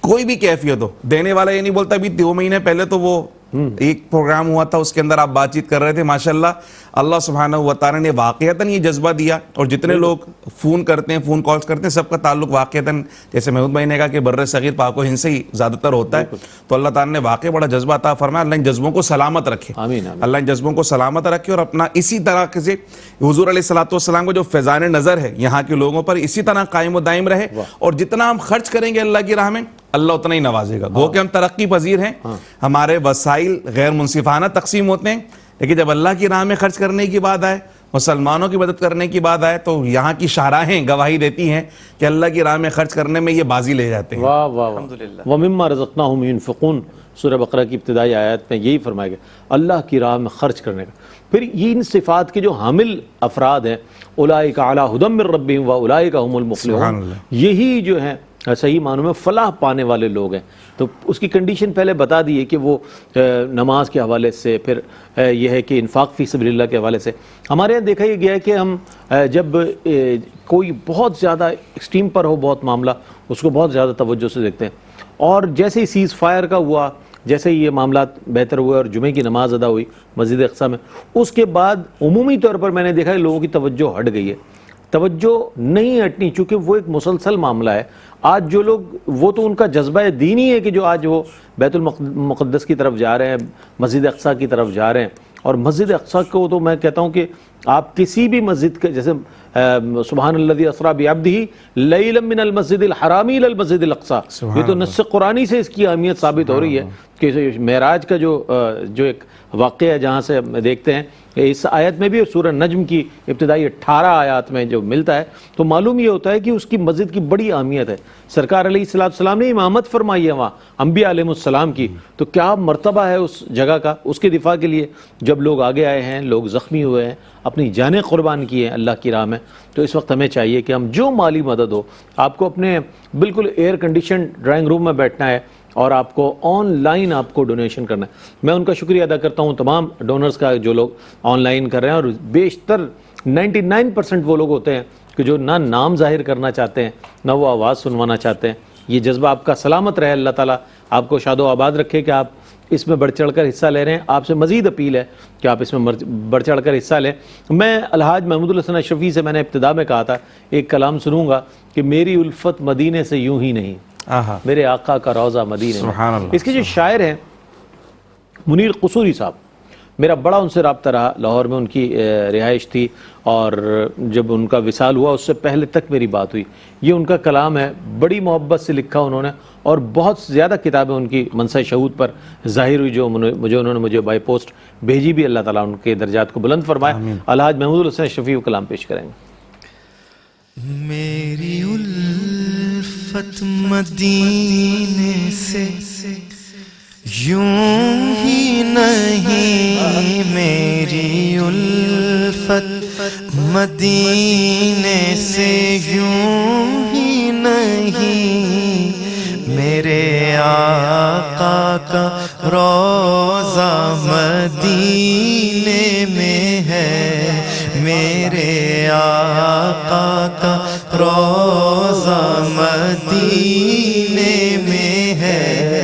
میں مدینے کی جانب نہ کیسے کھینچوں, میں مدینے کی جانب نہ کیسے کھینچوں, میرا دین اور دنیا مدینے میں ہے, میرا دین اور دنیا مدینے میں ہے.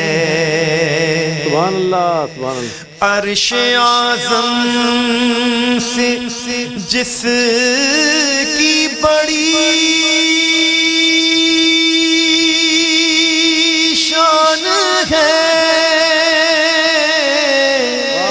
روضہ مصطفیٰ جس کی پہچان ہے, روضہ مصطفیٰ جس کی پہچان ہے, جس کا ہم پلہ کوئی محلہ نہیں, جس کا ہم پلہ کوئی محلہ نہیں, ایک ایسا محلہ مدینے میں ہے, جس کا ہم پلہ کوئی محلہ نہیں, ایک ایسا محلہ مدینے میں ہے.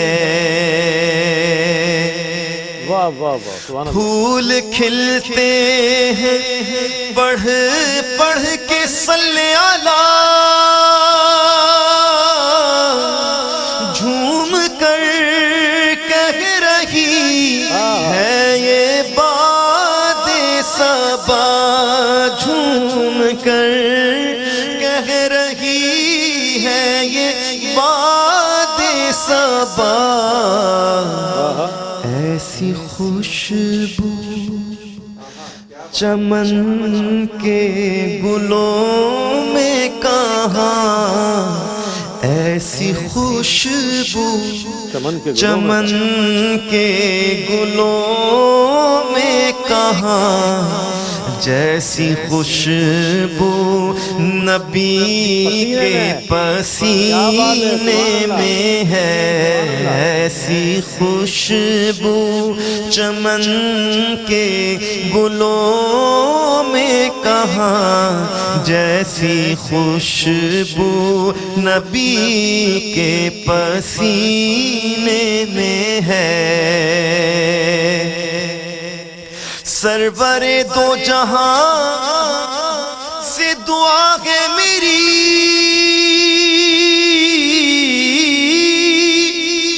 ہاں بدو چشم نم التجا ہے میری ان کی فہرست میں میرا بھی نام ہو، ان کی فہرست میں میرا بھی نام ہو، جن کا روزانہ جانا مدینے میں ہے، جن کا روزانہ جانا مدینے میں ہے۔ پھر نظر سوئے طیبہ روانہ ہوئی، ساتھ دل بھی گیا،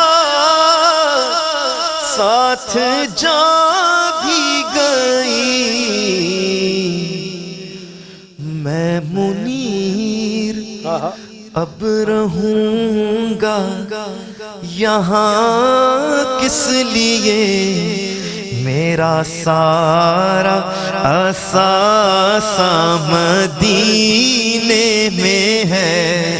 میں منیر اب رہوں گا یہاں کس لیے، میرا سارا اثاثہ مدینے میں ہے۔ کیا بات ہے، کیا بات ہے۔ جن کا اثاثہ مدینے میں ہو، جن کے دل و جان مدینے میں ہو، جو روحانی طور پر سرکار کے قدموں میں موجود ہوں، وہ یہ کہتے ہیں، یہ کہتے ہوئے نظر آتے ہیں کہ حضور نے شجر سایہ دار میں رکھا، حضور نے شجر سایہ دار میں رکھا، مجھے بلایا اور اپنے دیار میں رکھا، مجھے بلایا اور اپنے دیار میں رکھا۔ کرم تو دیکھیے، احسان تو دیکھیے ان کا، کرم تو دیکھیے، احسان تو دیکھیے ان کا، مجھے خزاں سے نکالا بہار میں رکھا، مجھے خزاں سے نکالا بہار میں رکھا۔ میں جتنا فخر کروں کم ہے میرے آقا نے، میں جتنا فخر کروں کم ہے میرے آقا نے، مجھے بھی اپنے حساب و شمار میں رکھا، مجھے بھی اپنے حساب و شمار میں رکھا۔ حضور نے شجر سایہ دار میں رکھا، مجھے بلایا اور اپنے دیار میں رکھا۔ یہ اختر لکھنوی رحمۃ اللہ علیہ کے اشعار تھے جو میں نے آپ کی خدمت میں پیش کیا۔ علامہ صاحب، آپ ماشاءاللہ ہم یہ دیکھتے ہیں کہ محراب و منبر سے وابستہ بھی ہیں، وہاں سے بھی آپ پیغامات دیتے ہیں، پبلک کا کیا رجحان آپ دیکھتے ہیں؟ کہ ظاہر ہے ہم نے شروع میں یہ بات کہی کہ ہمارے ہاں اگر مالی طور پر بھی کمزور ہے لیکن دل کا غنی نظر آتا ہے پاکستانی مسلمان۔ یہ وصف ایک مشترک ہے کہ جو تمام الحمدللہ ہماری مملکت خداداد پاکستان میں رہنے بسنے والوں کے دلوں میں ہے۔ آپ کس طرح دیکھتے ہیں کہ جب یہ ساری صورتحال ہے، پہلے تو ہم کووڈ سے ہی نہیں نکلے ابھی تک، تو کووڈ-19 میں ہی ہم لوگ الجھے ہوئے تھے، بلکہ پوری دنیا، اب اللہ اللہ کر کے اس کا ریشو کم ہوا، اس کی شرح کم ہوئی، لیکن جب یہ آخری اشرے میں یہ جو فلسطین اور غزہ کے مسلمانوں کے ساتھ ہوا ہے، ظلم اور تشدد اور یہ جبر جو کیا گیا، اس کے حوالے سے لوگوں کا کیا اوپینین دیکھتے ہیں آپ؟ لوگوں میں کتنی ہمدردی اپنے مسلمان بہن بھائیوں کے لیے؟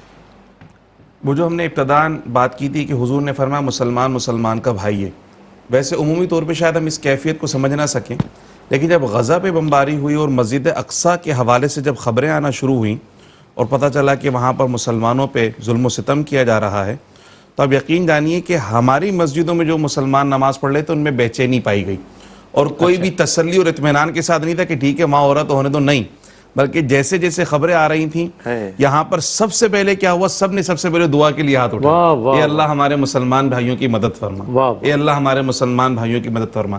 یعنی اگر کسی بڑے نے کچھ کہا نہیں ان سے کہ کیا کرنا ہے کیا نہیں کرنا، ان کو یہ پتا تھا کم سے کم ہم نے دعا کرنی ہے، تو تراویح ہو تو اس کے بعد دعا ہو رہی ہے، تہجد کی نماز ہو تو اس کے بعد دعا ہو رہی ہے، جمعہ ہو تو اس کے اندر دعائیں ہو رہی ہیں، اور افطار کے وقت میں بھی مسلمان دعائیں کر رہے تھے، اللہ ہمارے فلسطینی مسلمان بھائیوں کی مدد فرما۔ قبولیت کے لمحات تھے۔ تو میں سمجھتا ہوں کہ سب سے پہلے ہمیں یہ کیفیت، یعنی جو حضور کی حدیث مبارکہ تھی نا، اس کا عملی مظہر ہم کو نظر آیا، اور صرف فلسطین نہیں بلکہ ہم نے دیکھا جب کشمیر کے مسلمانوں پر ظلم ہو رہا تھا تو ہم یہاں دعائیں کر رہے تھے، برما کے مسلمانوں کی جب خبریں آ رہی تھیں یہاں دعائیں ہو رہی تھی، پوری دنیا میں جہاں جہاں مسلمانوں پہ ظلم و ستم کے پہاڑ توڑے جا رہے تھے، لیکن جو کہ مسجد اقصی سے خاص کنیکشن اور تعلق ہے ہمارا. پہلی بات تو یہ ہے کہ بحیثیت مسلمان ہم تمام انبیاء پر ایمان لے کر آتے ہیں. آمنت باللہ و ملائکتہ و کتبہ و رسلہ، یعنی حضرت عیسیٰ ہمارے بھی رسول ہیں، حضرت موسیٰ ہمارے بھی رسول ہیں، حضرت لوط علیہ السلام ہمارے بھی رسول ہیں. اسلام میں بد تہذیبی تو ہے ہی نہیں، ٹھیک ہے نا، سب کا تو سارے کے سارے ہمارے انبیاء اور مسجد اقصی یعنی بیت المقدس اور یہ پورا کا پورا خطہ وہ ہے جو سرزمین انبیاء کہلاتا ہے. یعنی یہ ہمارے انبیاء کی سرزمین ہے، یہاں ہمارے انبیاء کے مبارک قدم لگے ہیں. اور پھر دوسری جو نسبت اس کو حاصل ہوئی کہ پیارے آقا صلی اللہ تعالیٰ علیہ وسلم کو جو سفر معراج ہے، اس رات میں حضور علیہ السلام کے سید المرسلین ہونے کا جو مظہر مسجد اقصی میں نظر آیا، جو سردار الانبیاء ہونے کا مظہر نظر آیا، کہ اللہ سبحانہ و تعالیٰ نے تمام انبیاء کے سردار ہونے کے لیے جس جگہ کا انتخاب فرمایا، مسجد حرام میں بھی سارے نبی جمع کیے جا سکتے تھے، مگر اللہ نے مسجد اقصی میں جمع فرمایا کہ وہ بھی میرے حبیب کا مرکز ہے، یہ بھی میرے حبیب کا مرکز ہے. یہاں سارے انبیاء اپنے زمانوں میں آ کر چلے گئے، مگر یہاں پر بھی امامت اور نبوت اگر کسی کی بلند و بالا تو میرے حبیب محمد مصطفیٰ صلی اللہ علیہ وسلم کی، کہ جہاں 1,24,000 کم و بیش پیغمبر پیچھے مقتدی بن کے کھڑے اور حضور امام بن کر آگے کھڑے کہ نماز اقصی میں جب پڑھائی تو انبیاء اور رسول یہ بولے نماز ہو تو نماز ایسی، امام ہو تو امام ایسا. اور پھر یہاں سے سفر معراج کی ابتدا. پھر تیسرا کنیکشن یہ ہے کہ حضور علیہ السلام نے ہجرت کے بعد 17 مہینے تک مسجد اقصی کی جانب رخ کر کے نمازیں ادا کی ہیں. تو یہ ہمارا تعلق ہے، ایمانی اور روحانی تعلق مسجد اقصی کے ساتھ بنتا ہے. یعنی صرف غزہ کے مسلمانوں کا تعلق نہیں، ان کی خوش نصیبی یہ ہے کہ وہ وہاں رہتے ہیں. اب اس کا بھی ذکر کر دیئے نا کہ محبوب کا چہرہ آسمان کی طرف اٹھانا بار بار دے رہے ہیں، مسجد قبلتین کا بھی ذکر کر رہے ہیں. میں صرف عرض یہ کرنا چاہ رہا تھا کہ ان کی خوش نصیبی ہے کہ وہ وہاں رہتے ہیں. مدینہ شریف میں رہنے والوں کی خوش نصیبی کے سرکار کے جوار میں رہتے ہیں، مگر ہمارے دل بھی وہاں الحمدللہ کھینچے چلے جاتے ہیں.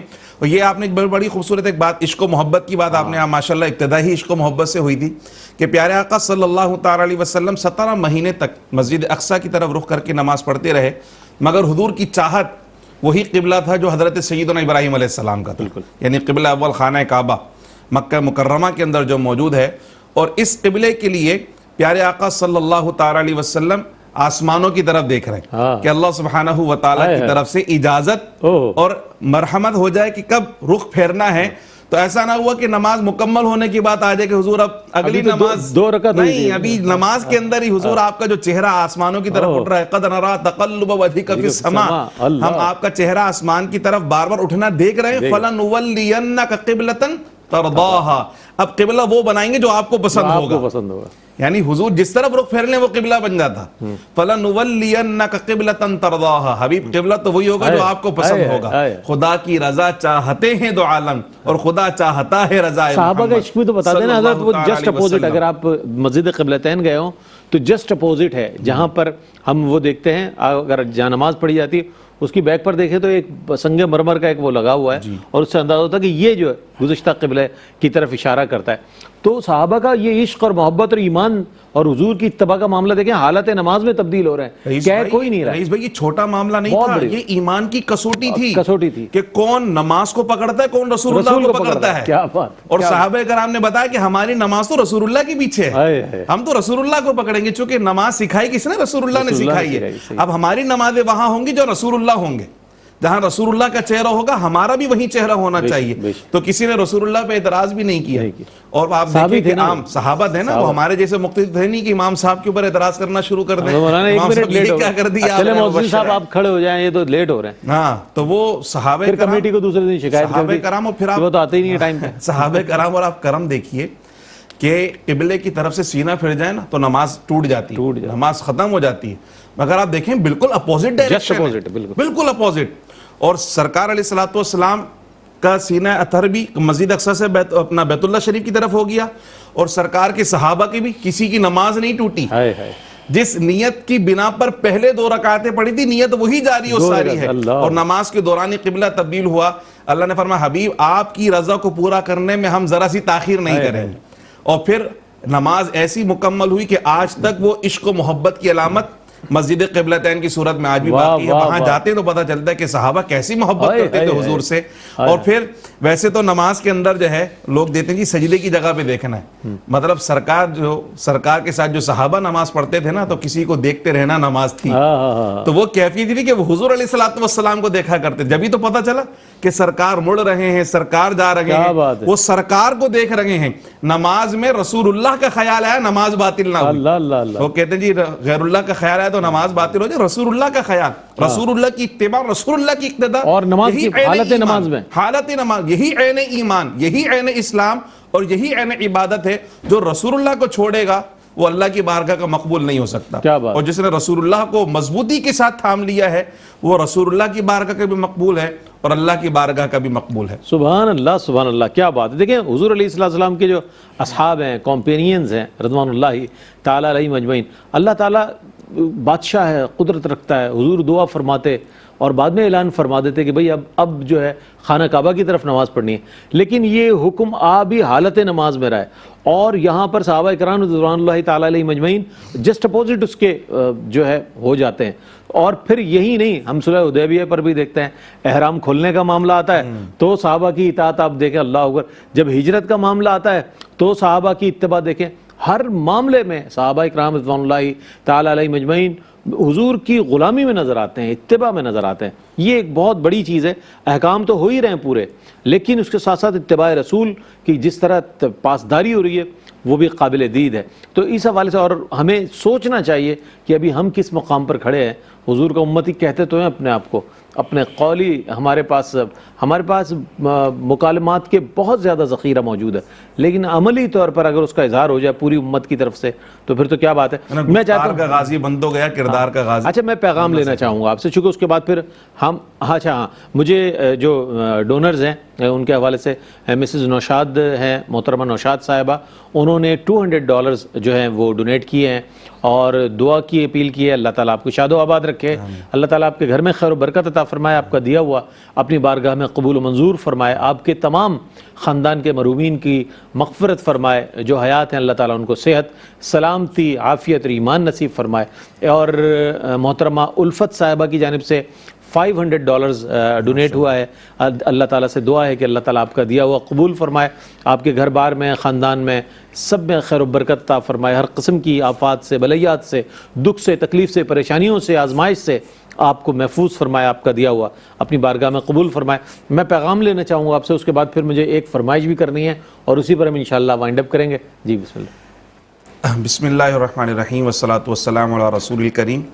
حقیقی اسلام اور رسول اللہ صلی اللہ علیہ وسلم کی تعلیمات کا نچوڑ, خلاصہ, ایسنس یہی ہے کہ اپنے لیے نہیں بلکہ اللہ کے حبیب کی پوری امت کا درد آپ کے سینے میں ہونا چاہیے. وہ جو عالمگیر رشتہ اخوت اور محبت پیارے آقا صلی اللہ علیہ وسلم نے ہمارے درمیان قائم فرما دیا ہے, جس کی جان ہی پیارے آقا صلی اللہ علیہ وسلم کی عشق و محبت ہے, ہمیں ہمیشہ اس رشتے کا تعلق اور پاس رکھنا ہے. اور اللہ سبحانہ و تعالی نے جس کیفیت میں ہم کو رکھا اور جو اصحاب خیر میں ہم کو رکھا تو ہمیں اس کا عملی مظاہرہ کرنا چاہیے. میں تمام دیکھنے والوں سے, سننے والوں سے, اور جو بعد میں بھی دیکھیں گے, چونکہ ظاہر سی بات ہے عطیات کا سلسلہ صرف اس وقت نہیں ہے بلکہ تو سلسلہ جاری 24 آورز ہے. تو جو ابھی دیکھ رہے ہیں ماشاءاللہ وہ بھی اپنا تعاون شامل حال رکھیں, جو ابھی نہیں دیکھ رہے بعد میں بھی عطیات اپنے شامل حال رکھیں. اور مزید دیکھنے والوں سے ایک اپیل میں یہ بھی کروں گا کہ آپ اس خیر کے کام کو پھیلائیے. یعنی آپ کے وہ دوست, احباب اور رشتہ دار جو اس ٹرانسمیشن کو نہ دیکھ سکے لیکن آپ تک تو پیغام پہنچا نا, تو آپ اس خیر کو پھیلائیں. غذائی اجناس اور میڈیکیشنز کی اور پانی کی جو دستیابی کا مسئلہ ہے, جو ان کو قلت کا سامنا, احساس ٹرسٹ جو ہے یہ وہاں فراہم کر رہا ہے, تو آپ بھی اس کے اندر کار خیر میں شامل ہو جائیے. کیونکہ حضور کی ایک حدیث میں نے پہلے بھی ارشاد فرمائی تھی, اب بھی ارشاد فرمائی کہ نیکی کی طرف بلانے والا ایسا گویا خود نیکی کرنے والا. تو آپ بھی دست و تعاون یعنی دست و بازو بن سکتے ہیں. اس معاملے میں تعاون بڑھائیے اور کوشش کیجئے اپنے چینلز کے ذریعے یعنی اپنے تعلقات کے ذریعے اس بات کو عام کریں کہ اس طریقے سے مدد کا سلسلہ جاری و ساری ہے, اور کس طریقے سے مدد کی جا سکتی ہے اس کے اندر بھی ان کا تعاون کریں. یہی پیغام ہے سب کے لیے کہ اللہ سبحانہ و تعالیٰ نے جو مال عطا فرمایا اللہ کی مخلوق پہ خرچ کریں, یہی خالق کو راضی کرنے کا ذریعہ ہے. میں بہت شکریہ ادا کروں گا مفتی خرم اقبال رحمانی صاحب کا. بہت عمدہ کلام ماشاءاللہ، صاحب علم شخصیت ہیں، اکثر ہمارے ساتھ پروگرامز میں ہوتے ہیں، اور غالباً روشنی میں بھی آپ انشاءاللہ منگل کو ہمارے ساتھ ہوں گے اور بہت عمدہ انشاءاللہ کلام فرمائیں گے قرآن کے حوالے سے. بہت ہی عمدہ موضوعات کا انتخاب ہے اس میں. آپ کی آمد کا شکریہ ادا کروں گا. آپ کے آنے سے پروگرام سج گیا ہے یہ ٹیلی تھون جو ہے ہمارا، کیونکہ مجھے جب یہ معلوم ہوا کہ لائن اپ جب کیا جا رہا تھا، میں نے کہا نعت خواں کون ہے؟ انہوں نے جب کہا کہ الحاج محمود الحسن اشرفی ہے تو میں نے کہا لبیک انشاءاللہ میں ضرور آؤں گا. مجھ سے ہی پوچھا گیا تھا تو میں نے کہا جس پروگرام میں رئیس بھائی. اچھا بڑی محبت آپ. اچھا اب میں اپنی نہیں اپنے ساتھ میں نے کل کا وقت دیا تھا، بڑی محبت آپ کی. پھر مجھے بتایا کہ رئیس بھائی ہفتے کو، میں نے کہا بس ٹھیک. بڑی محبت آپ. تو میں اپنی طرف سے بھی اور آپ تمام سینکڑوں نہیں، ہزاروں نہیں، لاکھوں ناظرین کی جو فرمائش ہے قصیدہ بردہ شریف اور اس کے ساتھ جو آپ متفرق اشعار شامل کرتے ہیں وہ پیش کریں گے الحاج محمود الحسن اشرفی. اس کے ساتھ ہی اپنے میزبان محمد رئیس احمد کو اجازت دیجیے اور اس کار خیر میں بڑھ چڑھ کر حصہ لیتے رہیں. اللہ تعالیٰ آپ کا دیا ہوا اس جہاں میں بھی اور اس جہاں میں بھی آپ کو اپنی شان کے مطابق لوٹائے اور قبول و منظور فرمائے. بسم اللہ. مولاي صل وسلم دائما ابدا على حبيبك خير الخلق كلهم. مولاي صل وسلم دائما ابدا على حبيبك خير الخلق كلهم. محمد سيد الكونين والثقلين. محمد سيد الكونين والثقلين والفريقين من عرب ومن عجم. وہ محمد فخر عالم بادشاہ انس و جاں سرور کونین سلطان عرب شاہ عجم. ایک دن جبریل سے کہنے لگے شاہ امم تم نے دیکھا ہے جہاں بتلاؤ تو کیسے ہیں ہم. عرض کی جبریل نے شاہ تیرے رخ کی قسم آفاق ہاگر دیدم مہر بتاور زیدم بسیار خوبا دیدم لیکن تو چیزیں دیگری نہ کوئی آپ جیسا تھا نہ کوئی آپ جیسا ہے آقا. مکھ چند بدر شاشانی متھے چمکے لاٹ نورانی کالی زلف تے اکھ مستانی مخمور اکھیں مد بھریا سبحان اللہ ما اجمل کا ما حسن کا ما اکمل کا. کتھے مہر علی کتھے تیری ثنا گستاخ اکھیں کتھے جاڑیاں نہ کوئی آپ جیسا تھا نہ کوئی آپ جیسا ہے. کوئی یوسف سے پوچھے مصطفیٰ کا حسن کیسا ہے. زمین